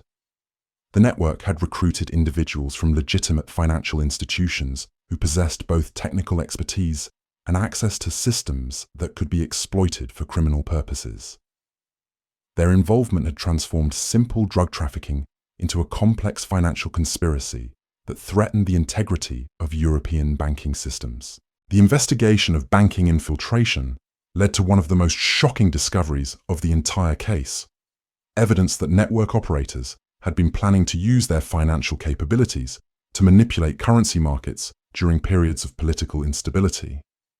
Documents found in raided locations contained detailed analyses of how drug profits could be leveraged to influence exchange rates during diplomatic crises, potentially affecting the outcomes of international negotiations. These currency manipulation schemes would have required coordination with hostile foreign governments that possessed the resources and motivation to destabilize European financial systems. The network's operations had evolved from criminal enterprise to potential weapon of economic warfare that could be used to undermine the stability of democratic nations through manipulation of their financial systems. The recognition of these possibilities elevated the investigation to the highest levels of government throughout Europe. Intelligence services that had been focused on traditional military threats found themselves confronting a new form of asymmetric warfare that used criminal organizations and cultural infiltration rather than conventional military means to achieve strategic objectives. The complexity of these threats was illustrated by the case of Professor Ludwig Zimmermann, a respected economist from the University of Berlin, whose addiction to cocaine had been exploited to provide network operators with detailed analyses of European financial systems and their vulnerabilities to manipulation. Zimmermann's academic credentials had given him access to confidential government economic data that network operators used to develop strategies for currency speculation and market manipulation. Zimmermann's recruitment had followed the familiar pattern of gradual compromise through cultural activities, but his case revealed how network operators had learned to exploit intellectual curiosity and academic ambition as effectively as personal trauma or financial desperation. His belief that he was contributing to important economic research had been manipulated to make him complicit in activities that contradicted everything he claimed to believe about honest scholarship and public service. The exploitation of academic institutions represented another dimension of the network's evolution from criminal enterprise to systematic threat against the foundations of civilized society. Universities and research institutions that should have served as sources of objective knowledge and critical thinking had been infiltrated by criminal organizations that used academic credibility to legitimize their activities while gathering intelligence that could be used for illegal purposes. The academic infiltration was particularly dangerous because it threatened the integrity of knowledge systems that democratic societies depended upon for informed decision-making. If criminal organizations could manipulate academic research and expert analysis, they could potentially influence public policy and social attitudes in ways that served their criminal objectives while appearing to be based on legitimate scholarly authority. Investigation of academic compromise revealed that network operators had been systematically targeting universities and research institutions throughout Europe, identifying scholars whose work could be useful for criminal purposes, and developing strategies for recruitment that exploited academic culture and professional incentives. The targeting was so systematic that investigators suspected coordination by intelligence professionals who understood how to exploit academic institutions for strategic advantage. The academic infiltration schemes were coordinated by an individual known as the scholar, whose identity remained hidden but whose influence was evident in the sophisticated techniques used to compromise researchers and manipulate academic institutions. The scholar possessed intimate knowledge of academic culture and scholarly communication networks that suggested either extensive university experience or professional training in intelligence operations targeting academic institutions. Under the scholar's guidance, network operators had developed techniques for influencing academic research that could shape public understanding of issues relevant to their criminal operations. Scholars who had been compromised through drug addiction or financial pressure found themselves producing research that supported policy positions favorable to criminal organizations while believing they were engaged in objective academic inquiry. The manipulation of academic research was particularly insidious because it exploited the trust that democratic societies placed in scholarly expertise and scientific methodology. Citizens who relied on academic authority to inform their political and social decisions were unknowingly influenced by research that had been corrupted by criminal organizations seeking to advance their illegal objectives. The discovery of academic manipulation created a crisis of confidence in intellectual institutions that extended far beyond the immediate participants in network activities. If respected scholars could be manipulated into producing corrupted research, how could society distinguish between legitimate knowledge and criminal propaganda disguised as academic authority? These questions became practically urgent as the investigation revealed that network-influenced research had been used to support policy positions that would have benefited criminal organizations while appearing to be based on objective scholarly analysis. Academic papers that advocated for reduced law enforcement funding, liberalized drug policies, and weakened financial regulations had been produced by scholars who were unknowingly serving criminal interests while believing they were advancing legitimate intellectual and policy goals. The extent of academic compromise was illustrated by the case of Dr. Margaret Thornfield, a respected criminologist from Cambridge University whose research on drug policy had been systematically influenced by network operators who provided her with funding, research subjects, and data that supported conclusions favorable to their criminal objectives. Dr. Thornfield's academic reputation had given her research credibility that influenced policy discussions throughout Europe, while her compromised methodology had produced conclusions that served criminal rather than public interests. Dr. Thornfield's case revealed how network operators had learned to exploit academic funding systems and research methodologies to influence scholarly conclusions while maintaining the appearance of objective inquiry. Her addiction to heroin, which had developed through her research into drug use patterns, had made her dependent on network cooperation for continued access to research subjects and data sources that were essential for her academic career. The manipulation of Dr. Thornfield's research had been so sophisticated that she never recognized how her scholarly objectivity had been compromised by her personal addiction and professional dependence on criminal organizations. Her belief that she was conducting important research that would inform humane drug policies had been manipulated to produce academic authority for positions that actually served criminal interests rather than public welfare. The revelation that respected academic research had been corrupted by criminal manipulation created a scandal that reverberated throughout European intellectual communities. Universities that had prided themselves on scholarly independence found themselves questioning whether their research had been compromised by criminal organizations that understood how to exploit academic culture and professional incentives. The academic scandal also revealed how network operators had been planning to use corrupted research to influence public policy discussions that could affect law enforcement capabilities and regulatory frameworks. Academic papers that advocated for policies favorable to criminal organizations had been strategically published and promoted to influence political debates about crime, drugs, and financial regulation. These influence operations represented a form of intellectual warfare that could potentially undermine democratic decision-making by corrupting the knowledge systems that informed public policy. If criminal organizations could manipulate academic research and expert analysis, they could potentially influence political outcomes in ways that serve their illegal objectives while appearing to be based on legitimate scholarly authority. The recognition of these possibilities transformed the Cafe Network investigation into a comprehensive examination of how criminal organizations could exploit the openness and trust that made democratic societies function effectively. The techniques that had been developed for manipulating individuals had been scaled up to target institutions and knowledge systems that were essential for civilized governance. As the investigation expanded to examine academic and institutional compromise, it became clear that the network's operations had been far more ambitious than simple criminal enterprise. The systematic targeting of cultural institutions, financial systems, political networks, and academic research suggested coordination by organizations that possess strategic objectives extending far beyond criminal profit. The possibility that the Cafe Network had been serving foreign intelligence interests or political movements seeking to destabilize democratic societies created new urgency for investigation efforts that had already revealed more complexity than law enforcement agencies were equipped to handle.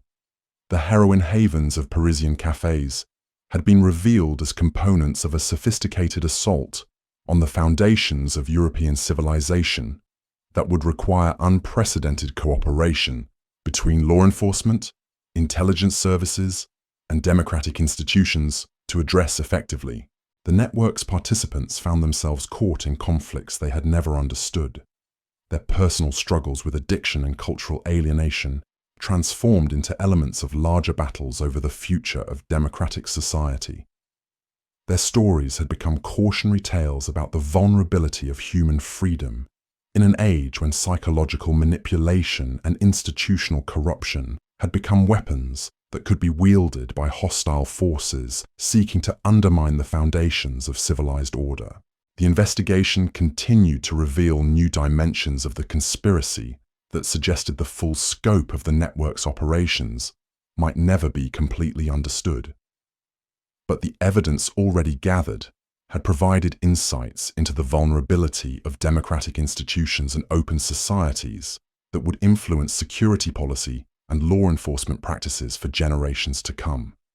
The bohemian cafes, where artists had sought inspiration through chemical enhancement, had been revealed as laboratories for techniques of social manipulation and institutional corruption that would echo through history long after the last participant had faced justice for their role in one of the most sophisticated threats to democratic civilization in the modern era.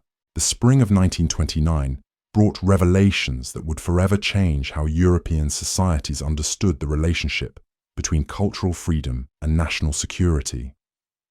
The cafe network had demonstrated that the very openness and tolerance that made democratic civilization worth preserving could be systematically exploited by hostile forces seeking to destroy the foundations of free society from within. Understanding and addressing these vulnerabilities would become one of the defining challenges of the 20th century, as democratic nations struggled to preserve their values while defending against enemies who had learned to weaponize the trust and freedom that made those values possible. The investigation had reached a critical juncture when Detective Inspector Bertrand received an encrypted telegram from London that would transform everything he thought he understood about the cafe network's true purpose. The message, sent through diplomatic channels by British intelligence, contained a single devastating revelation.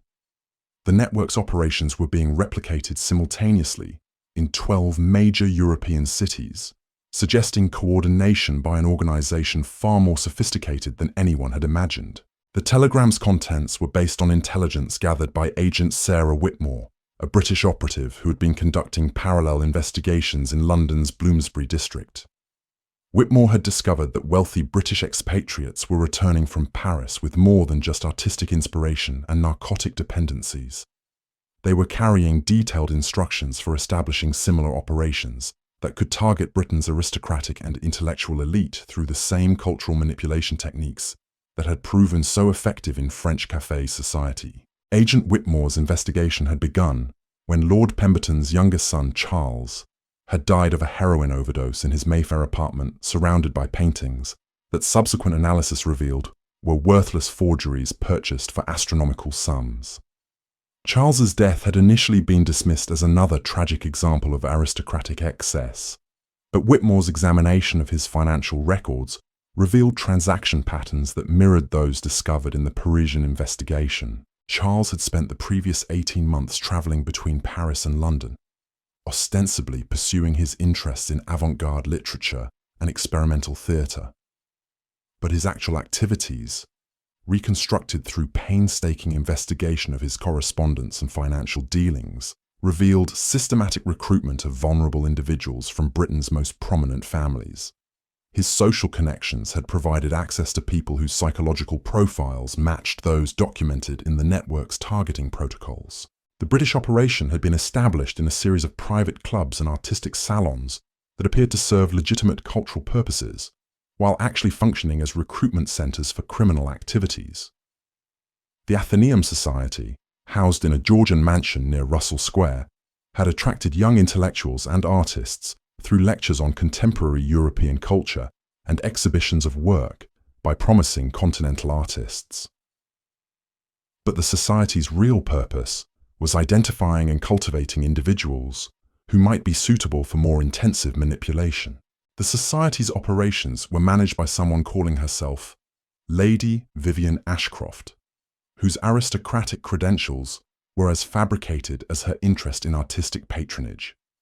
Lady Ashcroft possessed intimate knowledge of British social hierarchies and cultural movements that allowed her to present herself as a sophisticated cultural authority, while actually serving as a recruitment specialist for criminal organisations seeking to exploit British wealth and influence. Lady Ashcroft's manipulation techniques had been refined through experience with dozens of targets, each providing lessons that improved her ability to identify vulnerabilities and exploit them systematically.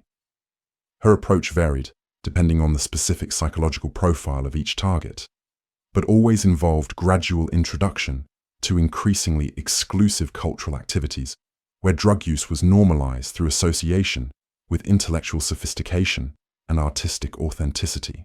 The British operation's most significant success had been the recruitment of Sir Reginald Blackwood, a prominent banker whose position at the Bank of England had provided access to information about monetary policy and international financial agreements.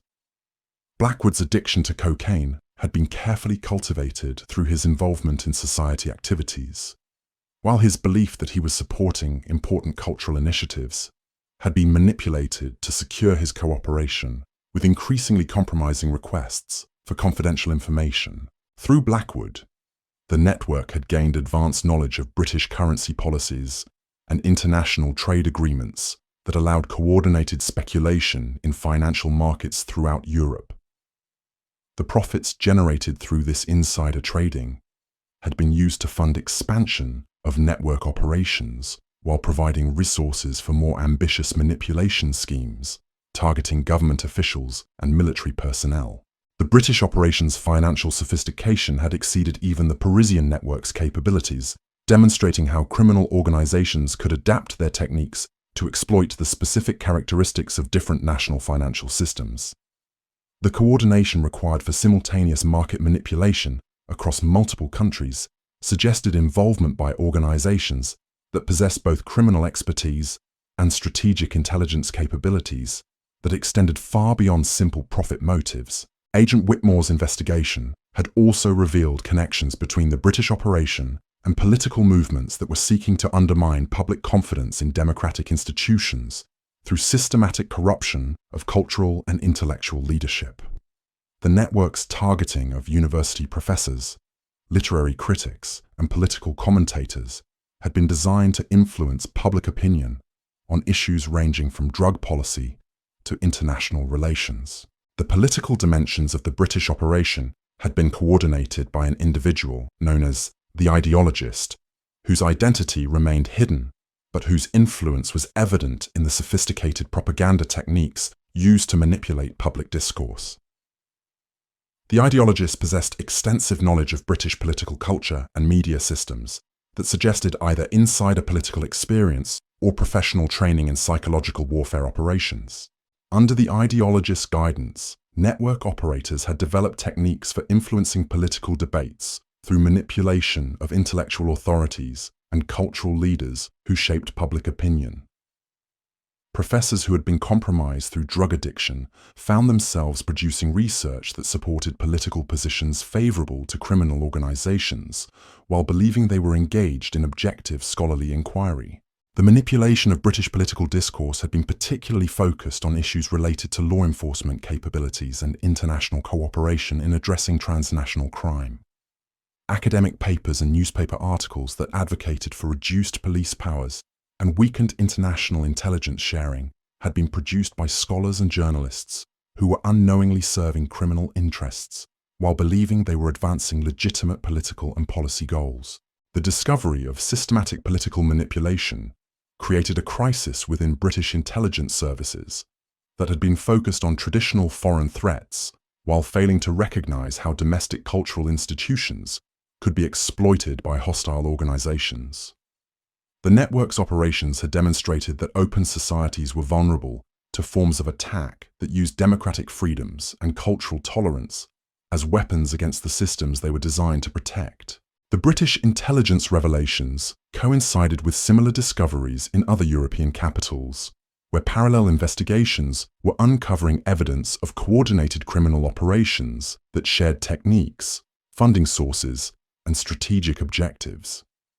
The Café network had been revealed as one component of a continental conspiracy that threatened the stability of democratic civilization throughout Europe.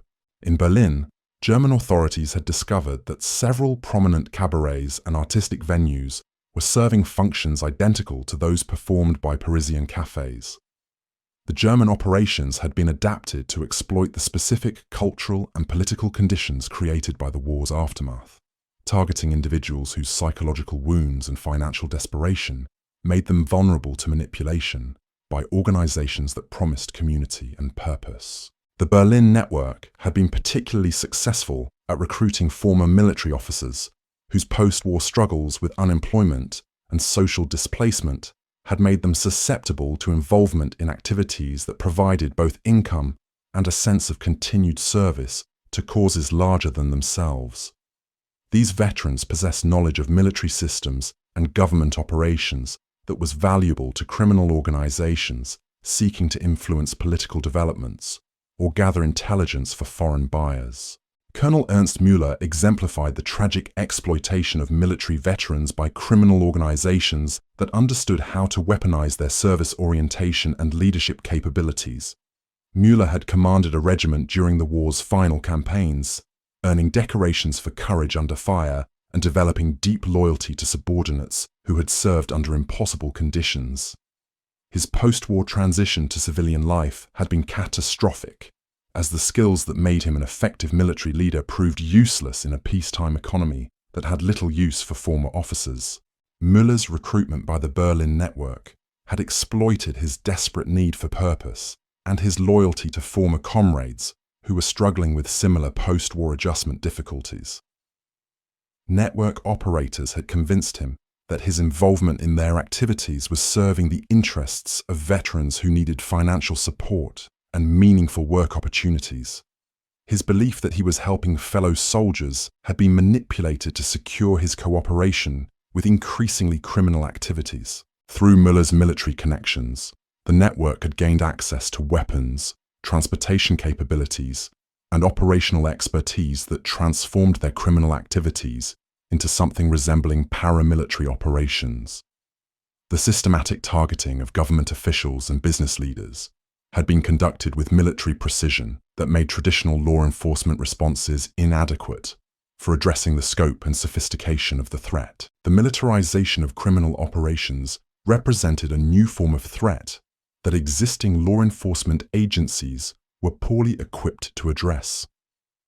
Police departments that were organized to handle civilian crime found themselves confronting organizations that possessed military training and equipment while operating under the cover of cultural and artistic activities that made aggressive enforcement responses politically difficult.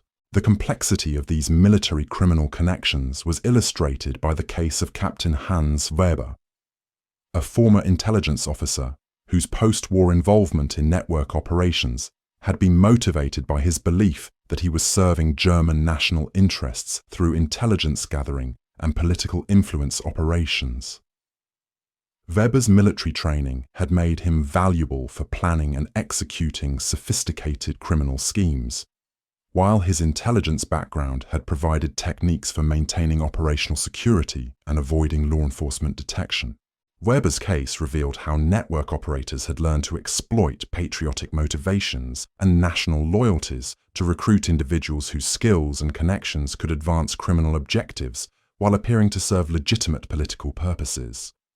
His involvement in activities that he believed were advancing German interests had actually served the purposes of international criminal organizations that had no loyalty to any particular nation or political system. The exploitation of patriotic motivations represented another dimension of the network's psychological manipulation capabilities, demonstrating how criminal organizations could weaponize the highest human ideals to achieve the lowest criminal purposes. Veterans who had sacrificed everything for their countries found themselves betraying those same countries while believing they were continuing their service to causes they held sacred. The pattern of veteran exploitation was repeated throughout Europe, where similar criminal networks had identified former military personnel as ideal targets for recruitment due to their combination of operational capabilities, psychological vulnerabilities, and social displacement. The systematic targeting of veterans represented a form of warfare against the military institutions that democratic societies depended upon for their defense. In Vienna, Austrian authorities had discovered that network operations had been specifically designed to exploit the collapse of the Habsburg Empire and the social chaos that had followed the dissolution of traditional political and cultural institutions. The targeting of displaced aristocrats and former government officials had been coordinated with broader strategies for destabilizing the new Austrian Republic through corruption of its emerging democratic institutions. The Vienna network had been established by Count Anton von Seckendorf, whose legitimate aristocratic credentials had provided access to displaced noble families, whose financial desperation and social displacement made them vulnerable to recruitment by organizations that promised restoration of their former status and influence. The Count's manipulation of aristocratic nostalgia and resentment had been used to create a criminal organization that combined traditional criminal activities with political subversion aimed at undermining democratic governance. Count von Seckendorf's operations had been particularly focused on corrupting the new Austrian banking system through recruitment of former imperial bureaucrats who possessed knowledge of financial systems and regulatory procedures that could be exploited for criminal purposes. The systematic infiltration of legitimate financial institutions had created opportunities for massive fraud and money laundering that generated resources for more ambitious political manipulation schemes. The Austrian network's political dimensions had been coordinated with similar operations in Hungary and Czechoslovakia, where parallel criminal organizations were working to destabilize the new democratic governments that had emerged from the Habsburg Empire's dissolution. The coordination between these operations suggested strategic planning by organizations that possessed both criminal expertise and political objectives that extended far beyond simple profit maximization. The revelation of coordinated political subversion throughout Central Europe created alarm within the new democratic governments that had struggled to establish legitimacy and stability in the aftermath of imperial collapse. The network's operations had exploited the very political transitions that were supposed to create more democratic and responsive governance, using the chaos of political change to establish criminal influence over emerging institutions. The scope of political manipulation was illustrated by the case of Dr. Franz Moravec, a respected economist who had been recruited to serve in the new Czechoslovak government's finance ministry while secretly providing information to network operators who used his insider knowledge to manipulate currency markets and government bond prices. Moravec's belief that his involvement in network activities was serving Czech national interests had been systematically exploited to secure his cooperation with schemes that actually weakened the new nation's financial stability. Moravec's case revealed how network operators had learned to exploit nationalist sentiments and political idealism to recruit individuals whose positions in government provided access to information and influence that could be used for criminal purposes. His involvement in activities that he believed were advancing Czech independence had actually served the interests of international criminal organizations that profited from political instability and institutional corruption.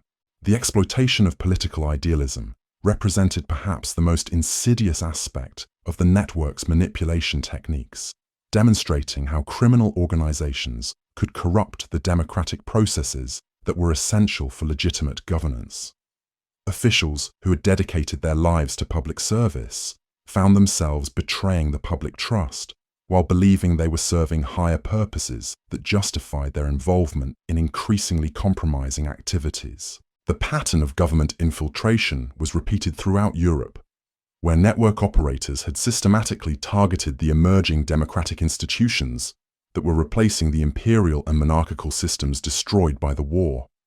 The timing of these recruitment efforts suggested coordination by organizations that understood how to exploit the vulnerabilities created by political transition and institutional instability. By the summer of 1929, the investigation had revealed a conspiracy of such scope and sophistication that it challenged fundamental assumptions about the nature of crime and the capabilities of criminal organizations. The Cafe network had been revealed as one component of a continental criminal enterprise that combined traditional illegal activities with systematic attacks on the cultural, financial, political, and military institutions that supported democratic civilization. The network's participants had become unwitting soldiers in a war against the foundations of free society. Their personal struggles with addiction and alienation transformed into weapons that could be used to undermine the very systems that should have provided them with security and opportunity. Their stories had become cautionary tales about the vulnerability of human nature and democratic institutions to systematic manipulation by organizations that possessed both criminal ruthlessness and strategic intelligence capabilities. The investigation's revelations had created unprecedented challenges for law enforcement and intelligence agencies that were organized to address traditional threats while lacking capabilities for confronting criminal organizations that operated across national boundaries and exploited cultural and political freedoms for strategic purposes. The network's success had demonstrated that democratic societies needed new approaches to security that could preserve their openness while defending against enemies who had learned to weaponize the trust and freedom that made democratic life possible. As authorities throughout Europe struggled to comprehend the full scope of the conspiracy they had uncovered, one fact became increasingly clear. The heroin havens of Parisian cafes had been far more than criminal enterprises or artistic gathering places. They had been laboratories for developing techniques of psychological warfare and social manipulation that would continue to threaten democratic civilization long after the last participant had been brought to justice and the final cafe had been shuttered forever. The network's legacy would extend far beyond the immediate participants in its criminal activities, influencing how democratic societies understood and defended against threats that exploited their greatest strengths as weapons for their destruction. The bohemian dreams that had drawn so many vulnerable souls into the network's web had been revealed as nightmares that threatened to consume not just individual lives, but the entire civilization that had made those dreams seem possible. In the shadowy corners of those smoke-filled rooms where needles passed between trembling fingers and artistic ambitions dissolved into chemical dependency, a new form of warfare had been born. The battle for the soul of European civilization would continue long after the cafes fell silent, fought not with conventional weapons, but with the more insidious tools of psychological manipulation and cultural corruption that the network had perfected through years of experimentation on some of history's most vulnerable and idealistic individuals. The investigation had revealed that the true target of the network's operations had never been simply money or drugs, but something far more precious: the trust, creativity, and idealism that made democratic civilization worth preserving. Understanding how these qualities had been systematically exploited and corrupted would be essential for protecting future generations from similar threats, while maintaining the cultural freedom and social openness that remained essential for human flourishing in an increasingly complex and dangerous world. The network's collapse marked the end of one chapter in the ongoing struggle between the forces of civilization and those who would exploit human weakness for destructive purposes. But the techniques and insights that had been developed through the systematic manipulation of cafe culture would continue to influence criminal organizations and hostile governments throughout the 20th century and beyond, creating challenges that democratic societies would struggle to address while preserving the values that made their way of life worth defending. The heroin havens had been closed, their participants scattered to rehabilitation centers, prisons, or early graves. But the knowledge of human vulnerability that had been gained through their operation would live on, a dark legacy of one of history's most sophisticated attempts to weaponize art, culture, and human creativity in service of forces that sought to destroy everything those qualities were meant to celebrate and preserve. The struggle to defend democratic civilization against such threats would continue, informed by a hard-won understanding of how easily human nature could be exploited by those who possess both the will and the knowledge to transform society's greatest strengths into instruments of its potential destruction. The final act of this tragic symphony began in the autumn of 1929, when the global financial collapse that would become known as the Great Depression delivered the killing blow to a network already weakened by investigation and exposure.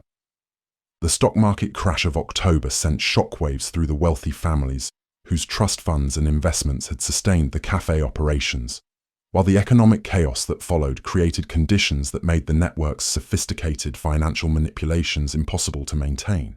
Lady Catherine Pembroke, whose cooperation with Detective Inspector Bertrand had helped expose the network's aristocratic connections, found herself facing a different kind of devastation as her family's textile fortune evaporated along with millions of other investments. The inheritance that had made her such an attractive target for network operators no longer existed, leaving her to confront both her addiction and her exploitation without the financial resources that had once seemed to guarantee her security. Catherine's recovery took place in a small clinic outside London, where she spent months learning to distinguish between the authentic relationships she was building with other patients and the manipulated connections that had defined her Paris experience. The process was complicated by her realization that some of her most treasured memories of artistic discovery and intellectual growth had been systematically manufactured by people who viewed her as nothing more than a source of revenue. The psychological damage extended far beyond simple addiction. Catherine had to reconstruct her entire understanding of art, culture, and human relationships after discovering that her most profound experiences had been orchestrated by criminals who understood exactly which emotional buttons to push to maintain her compliance.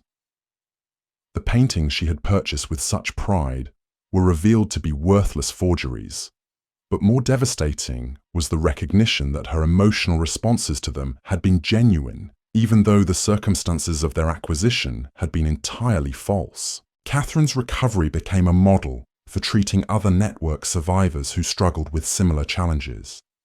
Traditional approaches to addiction treatment proved inadequate for addressing the complex psychological manipulation that had characterized their experiences.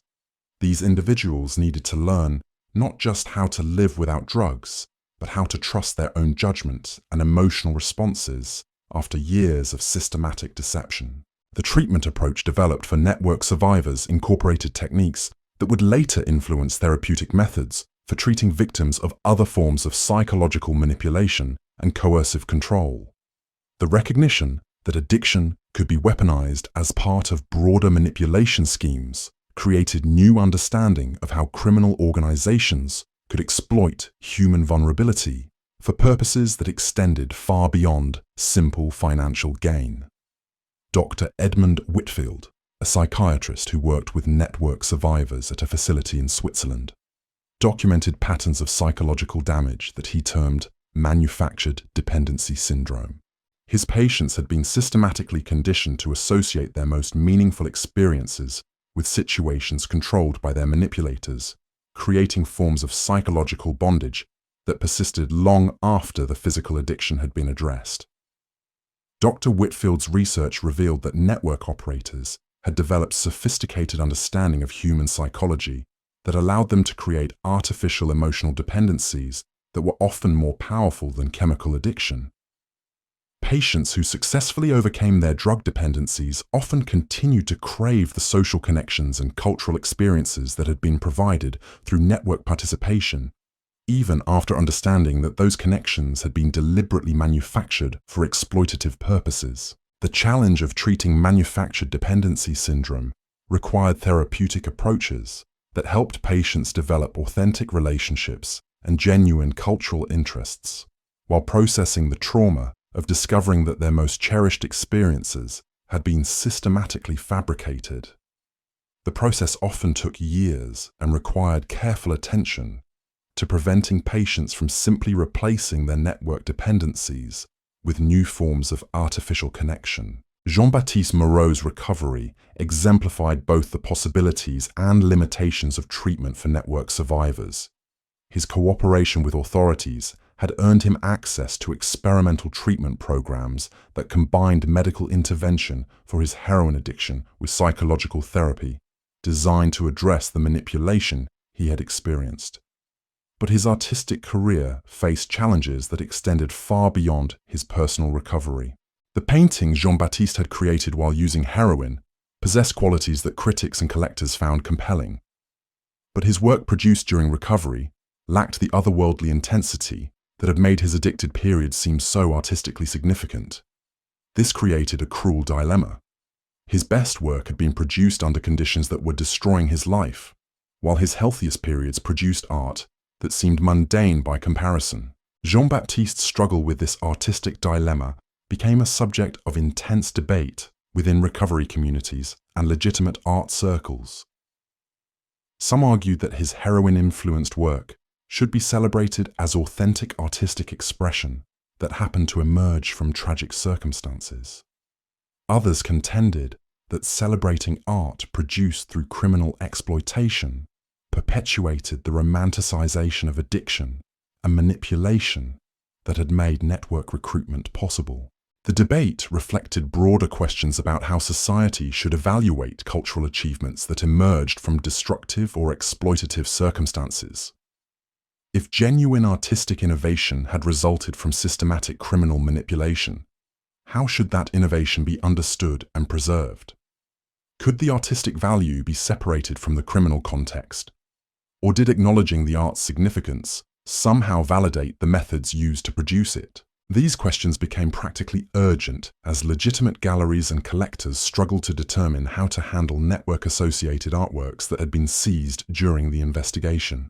Some pieces possessed genuine artistic merit that had been recognized by critics who were unaware of the criminal circumstances surrounding their creation. Others were revealed to be mediocre works whose perceived value had been artificially inflated through the manipulation of buyers whose judgment had been compromised by addiction and psychological manipulation. The art market's response to network-associated works created a new category of cultural artifacts whose value was complicated by their association with criminal activity. Some collectors, who had purchased works through legitimate channels, found their investments worthless when the criminal connections were revealed. Others discovered that pieces they had dismissed as overpriced had actually been genuine masterworks, whose value had been obscured by the scandal surrounding their origins. Professor Helena Richter, an art historian from Vienna who had been studying the relationship between creativity and altered consciousness, found her own research complicated by the network revelations. Her academic work had suggested that certain forms of drug use could enhance artistic creativity, but the discovery that systematic criminal exploitation had influenced many of the works she had studied forced her to reconsider her conclusions about the relationship between chemical enhancement and authentic artistic expression. Professor Richter's dilemma reflected challenges faced by scholars throughout Europe who had been studying cultural movements and artistic innovations that were later revealed to have been influenced by criminal manipulation.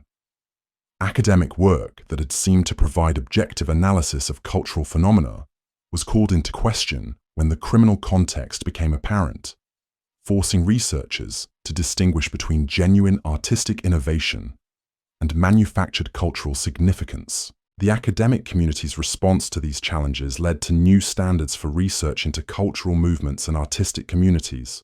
Scholars developed techniques for identifying potential criminal influence in cultural phenomena, while academic institutions established protocols for addressing research that might have been compromised by criminal manipulation of subjects or data sources. The broader cultural impact of the network's exposure extended far beyond academic circles. The revelation that sophisticated criminal organizations could systematically exploit artistic communities created suspicion about avant-garde cultural movements and experimental artistic practices. Public support for arts funding and cultural institutions declined as taxpayers questioned whether their money might be supporting activities that could be infiltrated by criminal organizations. This cultural backlash had devastating effects on legitimate artists and cultural institutions that had no connection to network activities. Experimental theatres, avant-garde galleries, and innovative cultural programs found themselves facing reduced funding and public suspicion simply because they represented the kinds of activities that criminal organizations had learned to exploit for their own purposes. The backlash was particularly severe in Paris, where the café culture that had given the city its reputation for artistic innovation became associated with criminal exploitation and social destruction. Tourism declined as visitors who had once been attracted by Paris's bohemian atmosphere began to view the city's cultural offerings with suspicion and fear. Maurice Delacroix, who had owned a legitimate café near the Sorbonne that had served as a gathering place for artists and intellectuals without any connection to network activities, found his business destroyed by association with the scandal.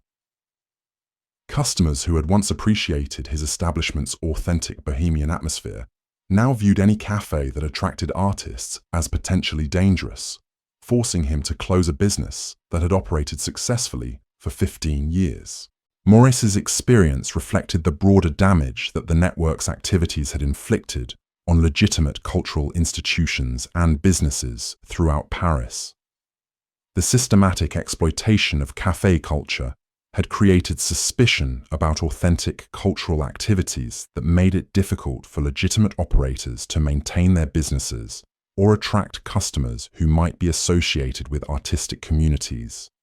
The economic impact extended beyond individual businesses to affect entire neighborhoods that had been associated with artistic and intellectual culture.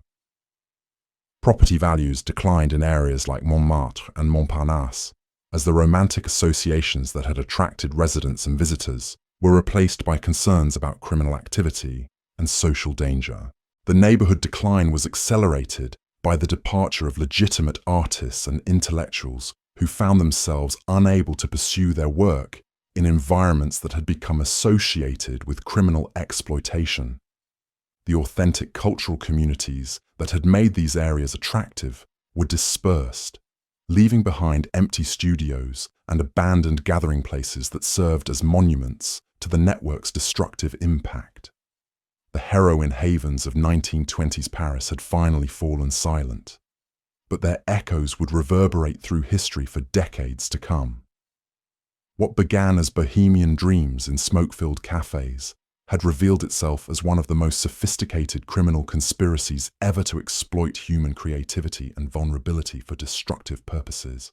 The true tragedy wasn't just the lives lost to overdoses or the fortunes drained by systematic exploitation. It was the corruption of everything that made artistic culture worth preserving. The trust between mentor and student, the genuine search for meaning through creative expression, and the communities that should have nurtured human potential instead of destroying it. The network's collapse left a generation of survivors struggling to rebuild not just their lives, but their understanding of art, relationships, and authenticity itself. Yet from this devastation emerged crucial insights about how criminal organizations could weaponize culture, exploit vulnerability, and threaten the very foundations of democratic society. The lessons learned from these heroin havens would prove essential as the world faced new forms of psychological manipulation and social exploitation in the decades that followed. The cafes where dreams went to die had become laboratories for understanding how easily human nature could be corrupted, and how vigilantly free societies must guard against those who would exploit our highest aspirations for their lowest purposes.